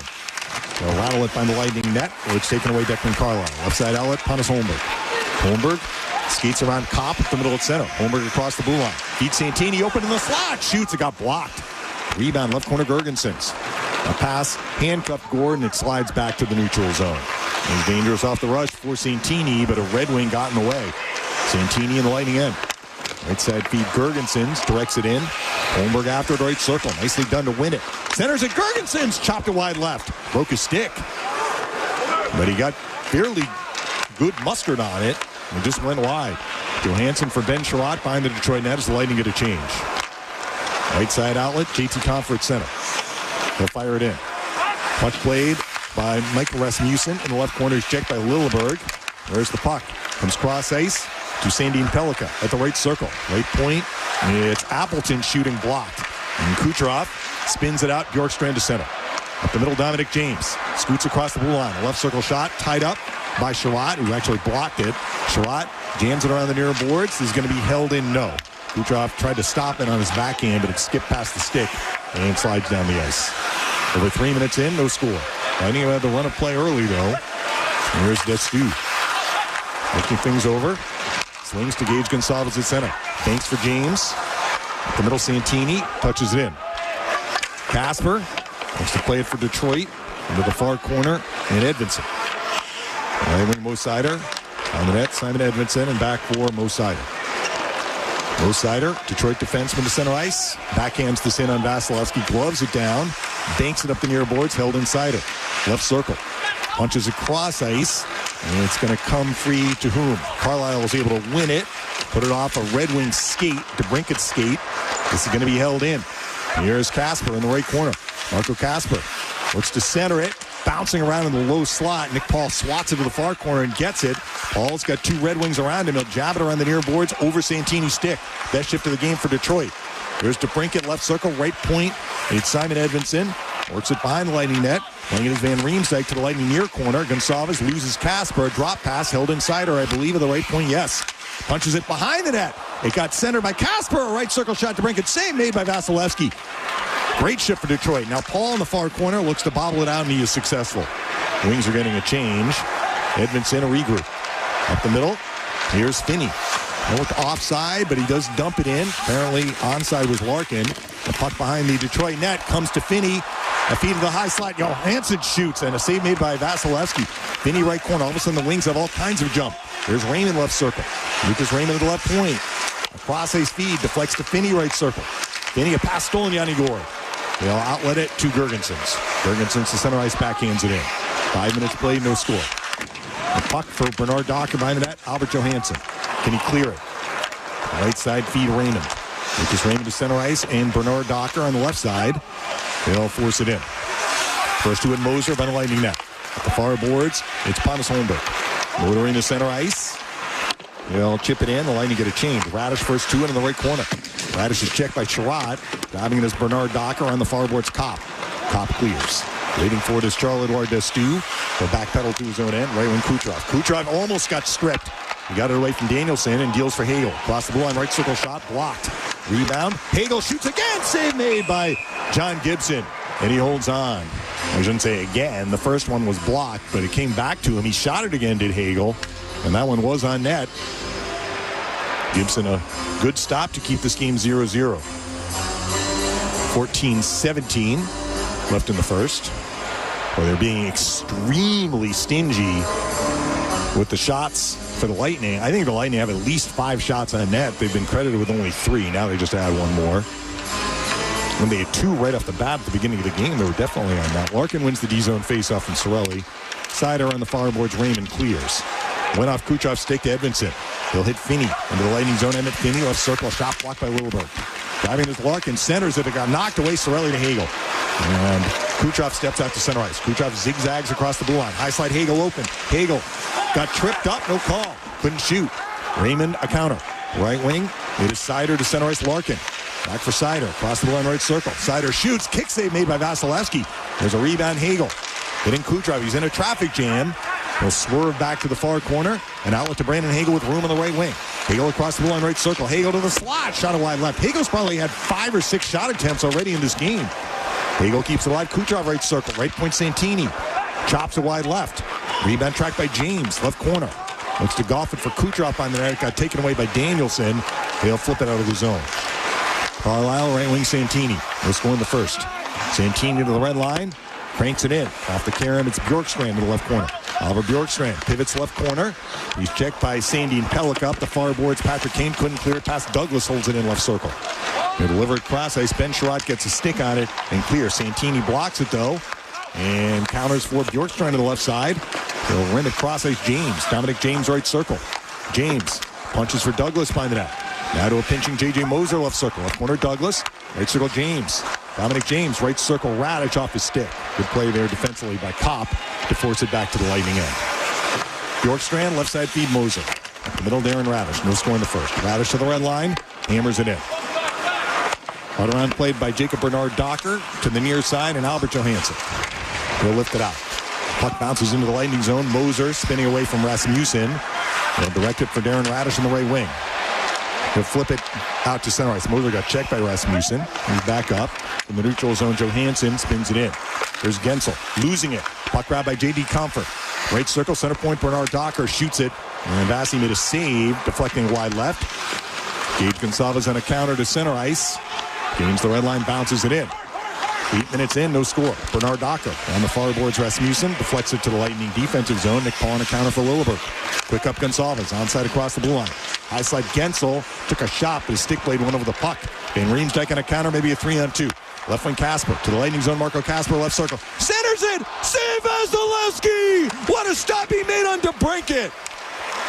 The Lightning looked to counter. Gonçalves lost it. Edmondson at center ice. Edmondson back to the Lightning end. DeBrincat thought he had scored right there. Edmondson right corner looks to center it. It got knocked away by Nick Paul. Paul zips him on the right side. Kucherov. What a piece to start this game. Kucherov back for Gensel. Across the blue line. Open left circle. Gensel. Look for Kucherov in the slot. Great stick there. Edmondson knocks the pass away for DeBrincat. He'll lose it back. Kucherov holds it in center point. Right circle Gensel. Gensel. A pass for Cirelli blocked. Gensel has it again. Turns to Kucherov right circle. Kucherov. Shoot save made by Gibson. Here's Gensel in the far corner, coughing up Edmondson for Kasper. Kasper stripped. Cirelli a keep. Left circle. Cirelli a drop pass. Block. Cirelli gets it back. Stole it from DeBrincat. Left point Gensel. Left point J.J. Moser. Shoots wide right. No score in the first. Radish right circle. Keeps it alive. Aaron Radish angles center point. Right circle Moser. Fires wide left. Lightning hold it in. Brandon Hagel left circle. He'll rim it. Cross ice to Kucherov right circle. Keeps it alive to the right point Moser. Center point Radish. Shoot save made by Gibson. Big rebound. It's grabbed and flipped out by Van Riemsdyk. Down the ice. Is this going to be an icing? Yes. Well, you got exhausted Red Wings players stuck out there. Both teams getting looks in the first 9.5 minutes. No score. Vasilevsky, I think, just made the best save of the game, though. As the puck went cross ice to DeBrincat. And Vasilevsky got over and made the left pad stop. All right, following the icing, a draw between Kasper and Gore to the right of Gibson, who's been very solid in his own right early in this game. 50-50. No one can get a stick on it just yet. It's going to come to Sherratt finally in the far corner. Can the Lightning hold this in? The far boards Van Riemsdyk. Forces it to Kasper. He got it out of the zone. Wings will try and get a quick change here. Lilleberg on a counter. Right wing Yanni Gore. Wood pivots in his own end. Almost got stripped. Turns for Destu. Nicely done. Spins it to center ice. Gergensen finesses it in. The puck is played by Dylan Larkin. Out to Raymond at center ice. Spins it in. Finney pursues it. Emmett Finney, left corner. Finney checked by Charles-Edouard Destu. He's got the puck. It's loose along the near boards. It comes free to Gord. Yanni Gord holds on to it. Deals to Destu in the left wing. At the left side, Kucherov back for Destu. He went backwards and he had a man on him, did Destu. He'll feed Lilleberg. Up the middle, Oliver Bjorkstrand. Oh, a pass for Kucherov. He would have been in the clear, but it got disrupted. The pass did by Larkin. Here's Axel Sandin-Pellikka of Detroit. Right wing Finney maneuvers it in. 9.5 to play in a scoreless first. A rapidly moving first period. Not a lot of whistles so far. Here's Moser. Behind the Lightning net. Lightning move left to right in the first. Moser looks up ice. Deadman feed Douglas to center ice. Maneuvers it in. James pursues it by the net. Bernard Docker looks to clear it up the far boards. Is it out? Yes. To center ice. It bounces to Kopp. Kopp spins it in on Vasilevsky. They'll crank it around the far boards. Is it out of the zone? Yes. Jacob Bernard Docker retrieves it. Backpedals to his own end. Swings for Johansson. At the left side, Kopp. Nice feed across the 1-2-on-1. Danielson left circle. Cross ice feed. Shot over the net by Cade. He had a wide open Cage. That doesn't happen often. Here's Radish out to Douglas at center ice. He'll bounce it in. Lightning caught a break right there. Great feed by the rookie Danielson to Patrick Kane, and he just missed the open net. Edmondson carries it out for Detroit to center ice and fires it in. Gonçalves looking to chop it out. It gets blocked. Where's the puck? Shot score, JT Compher.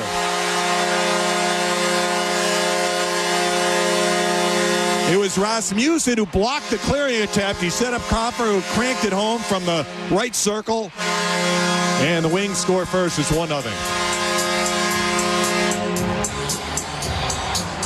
It was a hard rim on the dump in. Gonçalves looked to jam it out. Rasmussen blocked it.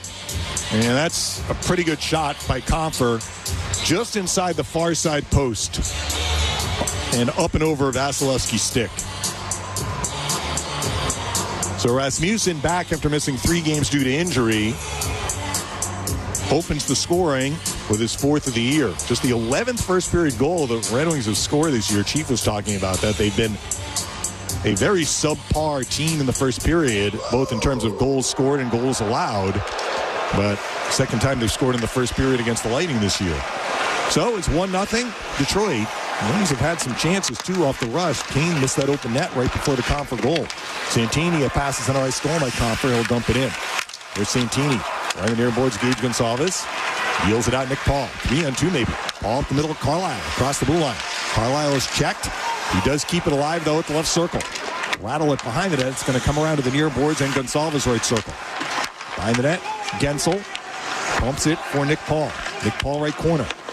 Then goes cross ice to Carlisle at the left circle. Carlisle looking to hold it in. Compher chops at it, though, and clears it back to the Lightning end. Tampa Bay down 1-0, 7:45 left in the first. There's Lilleberg behind the Lightning net.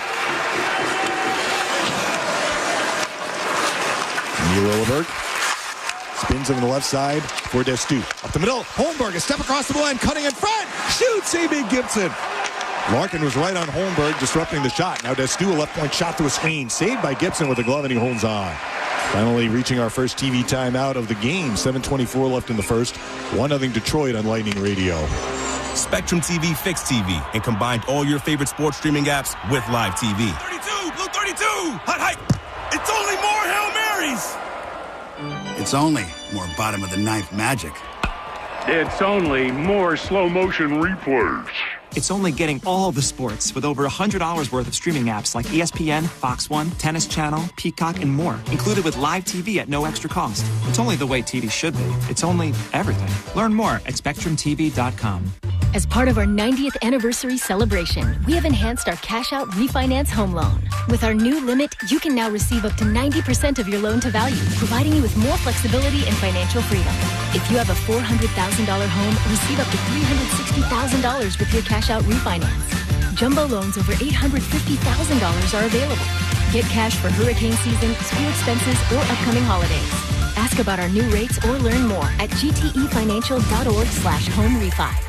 For 10 years in a row, Tampa General has been named the #1 hospital in Tampa Bay by U.S. News and World Report. And once again, we're recognized as a top 50 hospital in the nation. This year in 6 specialties: diabetes and endocrinology, ear, nose, and throat, gastroenterology and GI surgery, heart and vascular care, obstetrics and gynecology, and urology.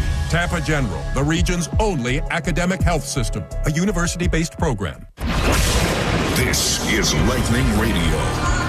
Well, a pretty generous second assist given to Edmondson. He dumped the puck in. I thought Gonsalves had a play on the puck. He shot it up the boards. Rasmussen blocked it and then made the pass to Compher, but that's the way they rule the goal. And the Red Wings have a 1-0 lead. I think the Lightning have had more scoring chances than Detroit so far in the game, but I think the Red Wings have had the better scoring chances. They've had the best 2, and neither one was actually the goal. Vasilevsky made a side-to-side save on DeBrincat, and then later Kane missed an open net on a 2-on-1. But the Lightning have put 7 shots on net, and John Gibson has stopped all 7, and he's made some good saves as well. Gord and Kasper to the right of Gibson, won by Marco Kasper. Sherratt, left wing DeBrincat. Pass to Flex out of the zone. Lilleberg knocks it down and slings it back in. A Lightning tag up. It's an onside play. Sandin Pelech of Detroit in the far corner. Out of the near side, Sherratt. Left wing DeBrincat. Clears. Slides to the Lightning end. Destu. Tied up a bit by Van Riemsdyk. Gets away. Destu gets checked by Van Riemsdyk, but Lilleberg provides help behind the net. Holmberg controls it and rattles it cross ice to an open Destu. To center ice, Girgensons. Up the left side, Gord, a 2-on-1, but Sherratt closed on Gord and took the puck away before Gord could get it to Holmberg. And now Girgensons a steal at the right point, a pass blocked by DeBrincat. DeBrincat out to center ice. Blasted in. 1-0 Detroit in the first. Lilleberg's got the puck. Finally lining in. Well, they just took that assist away from Edmondson. I don't think they heard me, but that's the right call. Moser behind the net. Looking up ice. J.J. Moser. A feed to center ice, stolen by Seider. Counters across one. Larkin left circle. Larkin shoots over the net. That was a turnover by the Lightning. The puck is played by Lilleberg in the Lightning far corner. And then Moser, a man on it. The rim around the near boards. Kucherov deflects it out. Slides into the Red Wings zone. Sider. He'll punch it to center ice. Kucherov knocks it down. Has to wait for Hagel to leave the zone. Kucherov will have to rag it back to his own end, which he does to Moser. Right wing Radish. Throwing Radish to the red line. They'll pop it in. Under 6 to play in the first. 1-0 Lightning trail. Kucherov checks Sider. Sider kicks it up the near boards. Held in Cirelli. Right circle. Right corner Kucherov. High slide Hagel. A shot blocked. Rebound Hagel looking to hold it in. Couldn't. Kane busts out to center ice. Oh, Cirelli got hooked. Kane across the line. Right circle shot. Save made. Rebound put to the side of the net. It stayed out. Kane almost put it in. Finney in the left corner. Wings got away with a blatant penalty. Kane high slot. Center point. Docker. Bernard Docker shoots. Kick save made by Vasilevsky. Into the left point Johansson. Lightning still not out of the woods. Now Kucherov makes a steal and clears it. Had the Red Wings scored right there. That was a blatant penalty taken on Cirelli, leading to a 2-on-1. Cop across the line, left circle shot. I think that hit the crossbar and went out of play. That's how the Wings got the 2-on-1. Cirelli was hooked. No call was made, but the Lightning dodged a bullet as Kane looked like he had an open net. I think Vasilevsky actually deflected the puck or tied up Kane's stick as he was trying to tuck it into the vacated net. 1-0 Detroit in the first on Lightning Radio. Whether it's training day, game day, Pass to the corner. He scores! or recovery day, Advent Health keeps you ready for every day and for everything that makes you feel whole. Advent Health, official health and wellness partner of the Tampa Bay Lightning. Together, we've been through it. Big storms, long hot nights, and the sigh of relief when the lights come on. At Tampa Electric, we never stop preparing. We strengthen lines, trim trees, and underground miles of power lines every year. And when a storm hits, we're all in. Every team member works around the clock until the power's back on for everyone. Yay! Because together, we can power through any storm. See how you can prepare at tampaelectric.com/storm center. To be a real winner is to make a difference in your community. The Chief here for the Mosaic Company and the Goals for Food program. For the last 12 seasons, Mosaic has donated more than $1.3 million to help local families. Mosaic will once again donate $1,000 for every goal and $1,500 for every hat trick scored by a Lightning player at home. Mosaic will also donate $5,000 for every home game that goes into overtime. So let's cheer on the Bolts as we work together to fight hunger. Learn more about Mosaic's mission to help the world grow the food it needs at mosaicco.com. This is Lightning Radio. Patrick Kane easily could have 2 goals today. He missed an open net on a 2-on-1. And then after Vasilevsky made a save on Finney, Kane looked like he had an open net on a wraparound. And either Vasilevsky just got a piece of his stick so he couldn't tuck it in, or he just muffed it. And the Lightning dodged a huge bullet. The game remains 1-0 Detroit. Too many rush chances, though, the Lightning are allowing right now in this first period. Compher and Girgensons on the draw. To the right of Vasilevsky. Won by Detroit. Shalott, left point shot. Went wide left. Destu will dislodge at Girgensons. The near boards Holmberg. Nice little outlet. Charleroi Destu to center. The middle Gord directs it in. Then Shalott clears it. Bounces into the Lightning end. Declan Carlisle tracks it. Winds for Santini. Up the near boards Holmberg. Thomas Holmberg is checked to the ice. Santini follows up, though, by the net. At the far boards, Carlisle does zip it out. Gord will maneuver it in. Here's Sandin Pellick of Detroit behind the Red Wings net. Getting checked by Holmberg. Gets help from Shalott. At the far boards, intercepting Girgensons' left circle. Girgensons lays for Gord by the net. Turns at right point, Santini. He'll fire a shot wide right. Rebound tracked by Carlisle. He'll take it left corner. By the net, Girgensons. The Lightning are in the midst of a partial change. Girgensons looks to drop it for Santini. Right point, Gord. Gord is checked, but Santini follows up. Right circle. They'll deal it behind the Detroit net. Sandin Pellick trying to clear it. The far boards Compher chops it out. Santini over-skated it a bit. Rasmussen was in position to get it, but he wanted to go to the bench for a change, so he just chops it into the Lightning end. Santini right side outlet, Dominic James to center. James speeds across the blue line to the right circle. James, a little centering feed, deflected by Sider. It slides in on the goaltender Gibson, who covers. TV timeout here, I believe. 3:52 left in the first period. Yes, 1-0 Detroit on Lightning Radio. Lightning fans, it's time to light the lamp. And with Pro Power on board available in the Ford F-150, your truck becomes a mobile generator so you can light the lamp, the campsite, or even power the job site. No wonder Ford F-Series has been the best-selling truck in America for 48 straight years. See your local Ford dealer and light the lamp in a new Ford truck. Ford F-150, the official truck of the Tampa Bay Lightning. See owner's manual for important operating instructions. When it comes to powering our homes, we could all use some savings. That's why Tampa Electric has a free energy planner program which helps you plan to use the most energy when rates are lowest. It's easy with our free programmable thermostat and secure online portal. So you can set your AC, water heater, and pool pump from anywhere. With Energy Planner, you can take advantage of lower rates that are available 87% of the time. Because like any good plan, it's all in the timing.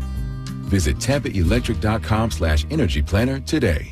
Bolts Nation, on this episode of the Bolts Block Party, Wolfie and Kobe, we caught up with Dominic James, and we got his story, his trek from the University of Minnesota to Chicago and now to Tampa. He had some great stories about adjusting to the pro game. Taking a puck to the face? Oh, and his bond with Chucky, and he talked all things leadership on this Tampa Bay team. I mean, amazing episode. Cannot wait for you guys to check it out. Thanks to our friends at Highlight IPA. It is the Bolts Block Party. Check out the new episode.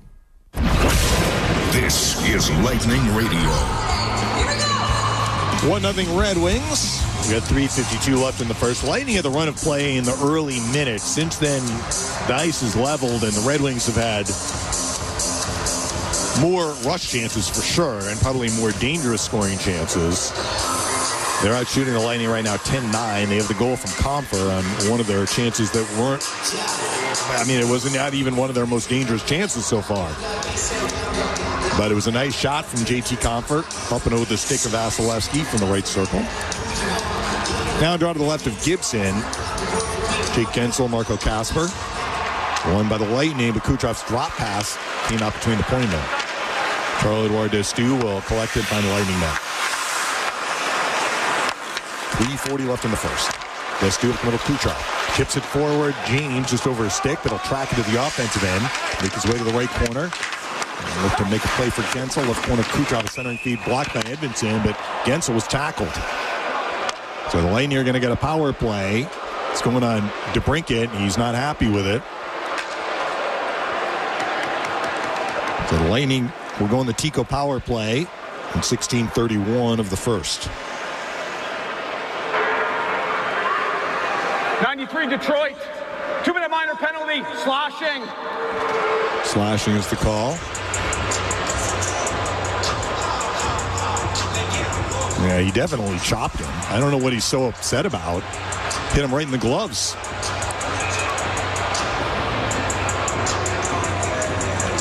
All right, a draw to the right of John Gibson. First penalty of the game. First power play for the Lightning. Larkin and Paul on the draw. Paul's tossed. So Gensel will take the face-off instead.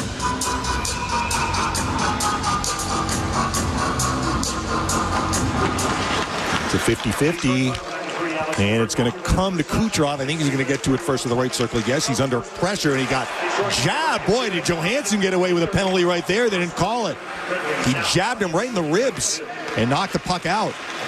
Lightning have a beef there. They could have a long 5-on-3. Instead, they have to counter up ice. Kucherov on the drop feed from Radish for Paul. Across the line, Jake Gensel. Right point. Right circle, Paul. Back for Gensel, right circle. Center point, Radish. Right circle, Kucherov. Kucherov, right corner, Gensel, right circle to Kucherov. Center point, Radish. Shoot, score! Radish! The big bomb! The Wings get burnt for taking the penalty. The Lightning scoring the power play. It's 1-1. Kucherov extends his point streak to 8 straight games. He and Gensel will assist. Well, nothing fancy about that one. Radish setting up on the high slide. He just blasted that past Gibson's glove. In 17:07, Radish gets his third of the year. First goal that he hasn't scored against the Devils. The other two would come against New Jersey. So the Lightning get the game tied with a power play goal. They're 1-for-1. Sandy Pellica, key shift after a goal here, dumps it in. Lilleberg flips it out. Puck is going to bounce to Sandine Pellikka at the wings line. At the right side, here's Danielson to step across the blue line right circle. Shoots wide right. A pretty good burst of speed there, youngster Nate Danielson. Banner here, Gergensen to center and Holmberg. Cross the one, Yanni Gourde, right circle. Gourde shoots, deflected wide left. Puck held in, Destu. Destu at the left point. Shoots, blocked in front. Where's the puck? Gourde keeps it alive. Center point, Holmberg. Right circle, Yanni Gourde. Gourde angles his way right corner, tried to center it. It's taken away by Jacob Bernard Docker. 2:12 left in the first, 1-1 to score. And there's Danielson off the feed to center ice, rolling it across the blue line. This is offside if Kopp touches it, so he doesn't. Play will continue. The Wings go for a change, so it's an onside play once more. 2 minutes left in the first, 1-1 to score. Destu. Behind the Lightning net. Feeds it up the left side. Radish bumps to Paul. Paul is checked. And a counter here for Raymond. Because Raymond to the Lightning end left point. Tucks it by the Lightning net. Destu for Bjorkstrand. Bjorkstrand is checked by Finney. Finney takes the puck away right circle. Drop pass is swatted out of there by Nick Paul. Nicely done. Edvinsson a regroup in the Detroit end for Mo Seider. The right wing Finney and missed his stick, and I think this is going to be an icing yes. 1:28 left in the first of a 1-1 game. So look, the Lightning's power play has certainly been a sore subject for much of the year, but they have started to show signs of life, even in games where they haven't scored. They've generated chances, like in the last game against Calgary. But they find the back of the net here. Cirelli and Larkin to the right of Gibson.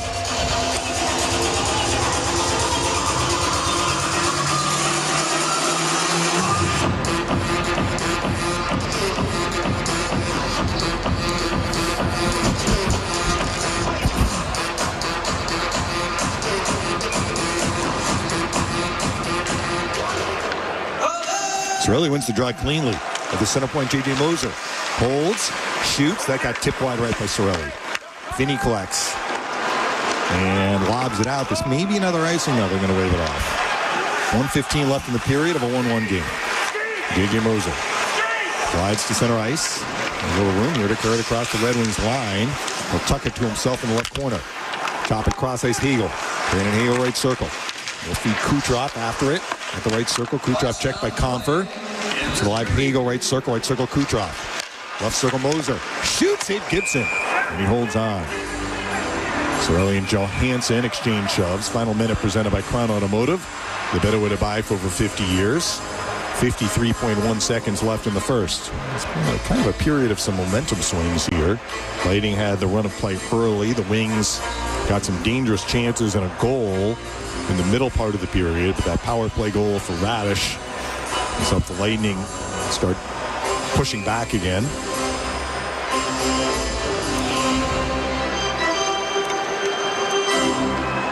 Comfer and Cirelli to the right of Gibson. Cirelli wins it. Left point to Stu, center point Lilleberg whiffs on a one-timer. And because he missed, it came out of his own. Rasmussen deals it forward. For Mason Appleton dumps it in. Good play to Stu, steals it, and feeds on the left side, Hagel. Hagel a pass, knocked down. Nicely done, Rasmussen, will slip it back in. 35 in the period. Here's Emil Lilleberg up the right wing. To center ice, they'll launch it in. Gourde plays the carom in the left corner. Yanni Gourde. Touches for Hagel, left circle Kucherov. Shoots wide right. Rebound is going to be held in Lilleberg right point. And they try to rim it into the corner, but it went out of play. 19.9 seconds left in the first of a 1-1 game. Face-off coming to the left of Gibson.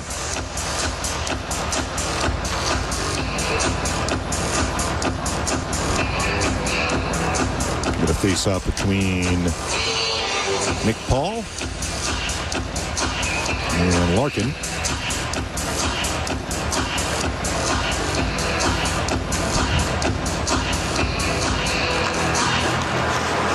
It's kind of a 50-50. It does come to Raymond. They'll carry it out center ice and Finney. Finney touches it in.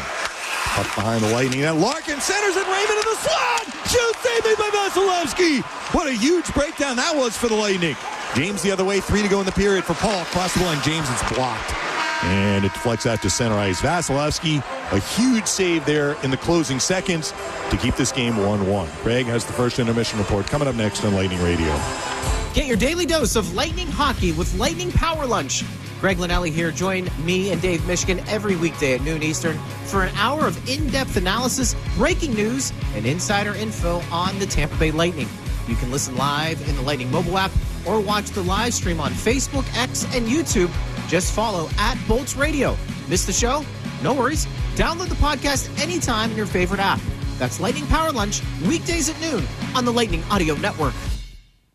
Since 1889, the Tampa YMCA has been at the heart of our community, dedicated to inspiring health and well-being across Tampa Bay. Whether it's kids discovering their potential, families strengthening their bonds, or seniors embracing vibrant lives, the Y has been a beacon of support for generations. Join us today and be a part of something bigger. The Y, where history meets hope and every day is an opportunity to grow. Visit us at tampaymca.org. The Y, strengthening our community, one life at a time. Amalie Motor Oil tips its hat to the manly man.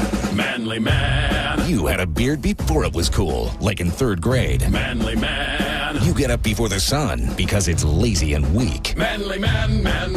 And you know that nothing protects your engine better than Amalie Elixir Full Synthetic Motor Oil. Family owned and Tampa Bay grown. AMALIE, better than it has to be. Amalie. A proud partner of the Tampa Bay Lightning.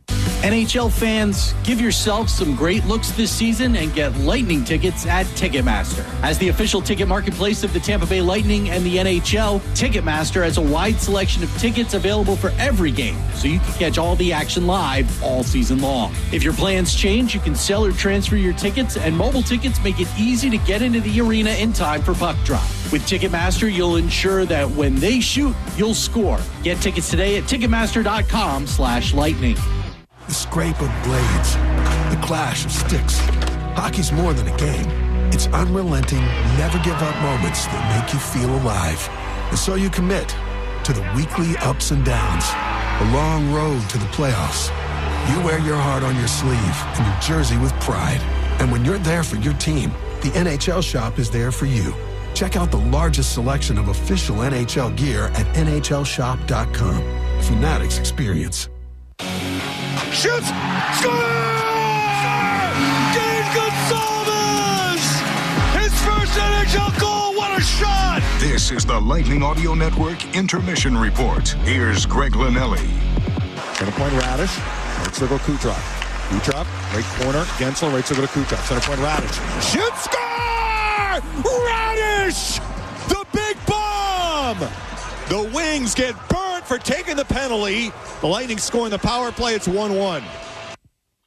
How about that? I mean, this guy is playing some incredible hockey for the Lightning. Darren Radish with a power play goal, his 3rd of the year from Kuch and Gensel. That tied things up at 1 apiece, and that's how the first period would end between Tampa Bay and Detroit.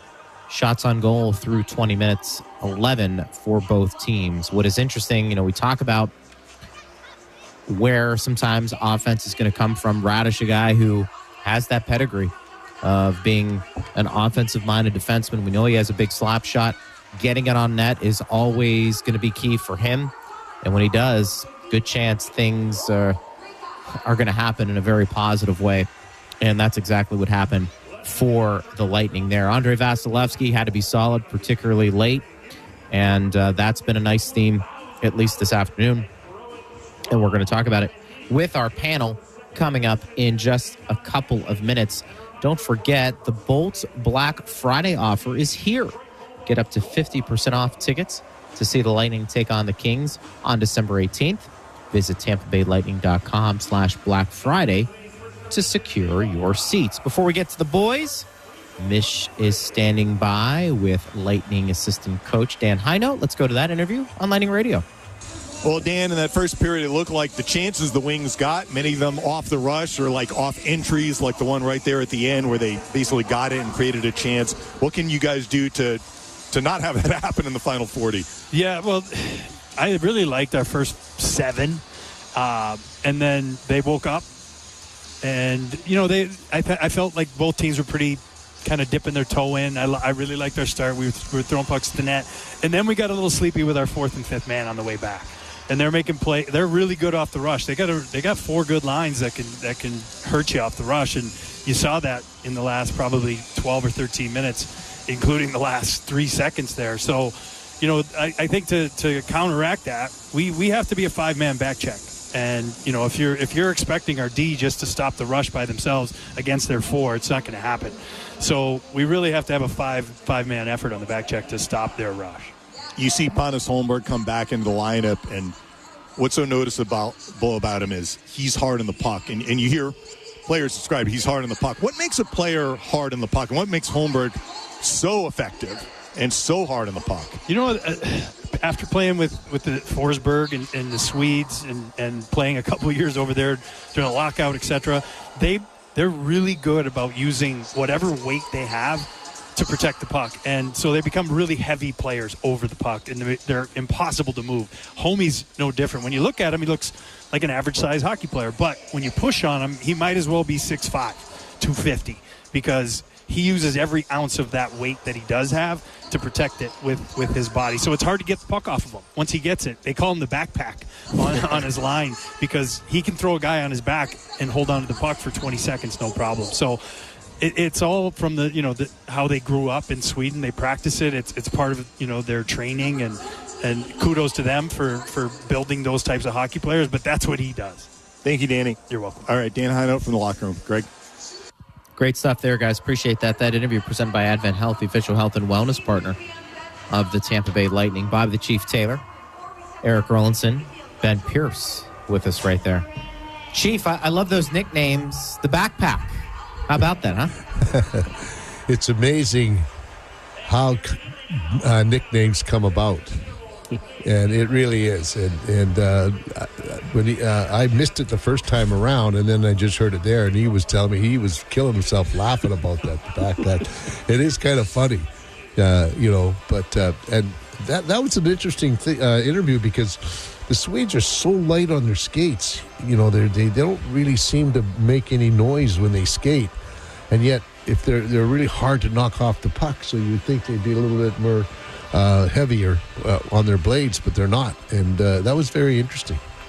What a great interview that was. Yeah. Like, Dan Heinold's incredible. That was an exceptional answer, to a couple of questions there from Dave, and to get such insight, not just on what happened in the first period there and describing, what he's seen, but to talk about Holmberg the way he did, to let us in on the backpack. That's great. The backpack. Yeah. That's a great nickname for a guy. And he's right. Like, that's the one thing we've really noticed about Holmberg is he's just hard to take the puck away from. And what a way for Dan Heinold to describe that. He should bookmark that interview.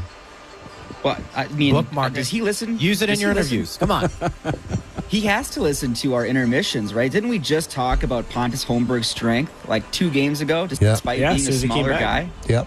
Like, I feel like we had that discussion. Maybe he could have told us about the backpack before that. That'd have been like, maybe we could have broke that nickname. But, I think, like, we got to give some credit to Mish there, too, though. He gives that intermission interview after, I don't know if you guys heard the call of the Ratty goal, but the big bomb for Ratty. I mean, you could throw a couple of nicknames in here. What a great period there for Dave Mishkin. Let's go. Well, no doubt. And, look, Chief, you've talked about this before with Radish. We know he can score. He gets that shot on net. It can be pretty devastating, right? Yeah, I mean, that's the only way that he isn't a major high-scoring defenseman is that he misses the net a lot, and I think sometimes he wants to overpower it, instead of just getting it through, but he can shoot it. Holy crow. I mean, he's been a big offensive player his whole young career. And, if he just can get on the net a little more often, he'll translate that up here as well. And boy, did Nikita Kucherov just tee him up for that shot, too. Oh. Like, Kuch is so good at putting pucks in the exact spot where guys are going to be able to handle it and utilize it to their strengths. Obviously, we saw that for years between Kucherov and Stamkos, especially on a power play. And just to kind of, Gensel and Kucherov just playing a little pitch and catch there, down low before Kucherov finds the seam and gives Radish the opportunity. And, yeah, I mean, you're right, Chief. I mean, I remember years back, Andre Mazzaros was here back in the late 2000s where he had one of the hardest shots in the league. He was regularly clocked at over 100 miles an hour. he could never put it on net. Like he was always hitting the glass with the shot. So it's great to have that shot, but if you're not going to put it on net on a consistent basis, but when Radish does that, I mean, you see the results. Yeah, he had a shot that leads the league in oohs from the crowd. Yes. You know, when the guy takes a great shot and it hits the glass or the boards 3 feet away, you could ooh. You know, but and then you just hear that smack. What's great about Cooch, guys, what he really understands, what if you shoot left or you shoot right. So if you're shooting left and you're on the left side, the pass will be in front of you. If you're shooting right and you're on the left side, the pass will be behind you. So you can always take that pass on the forehand, and that's what makes him such a great distributor of the puck, because he knows that all the time, and he pays attention to that. And so a lot of guys rarely have to take the pass on their backhand. Well, we've talked so much about defensemen stepping up for this team, right? In the absence of Eric Chernak, Ryan McDonough, and Victor Hedman. Now, over his last 6 games, Ratty has 7 points. That's 4th in the NHL.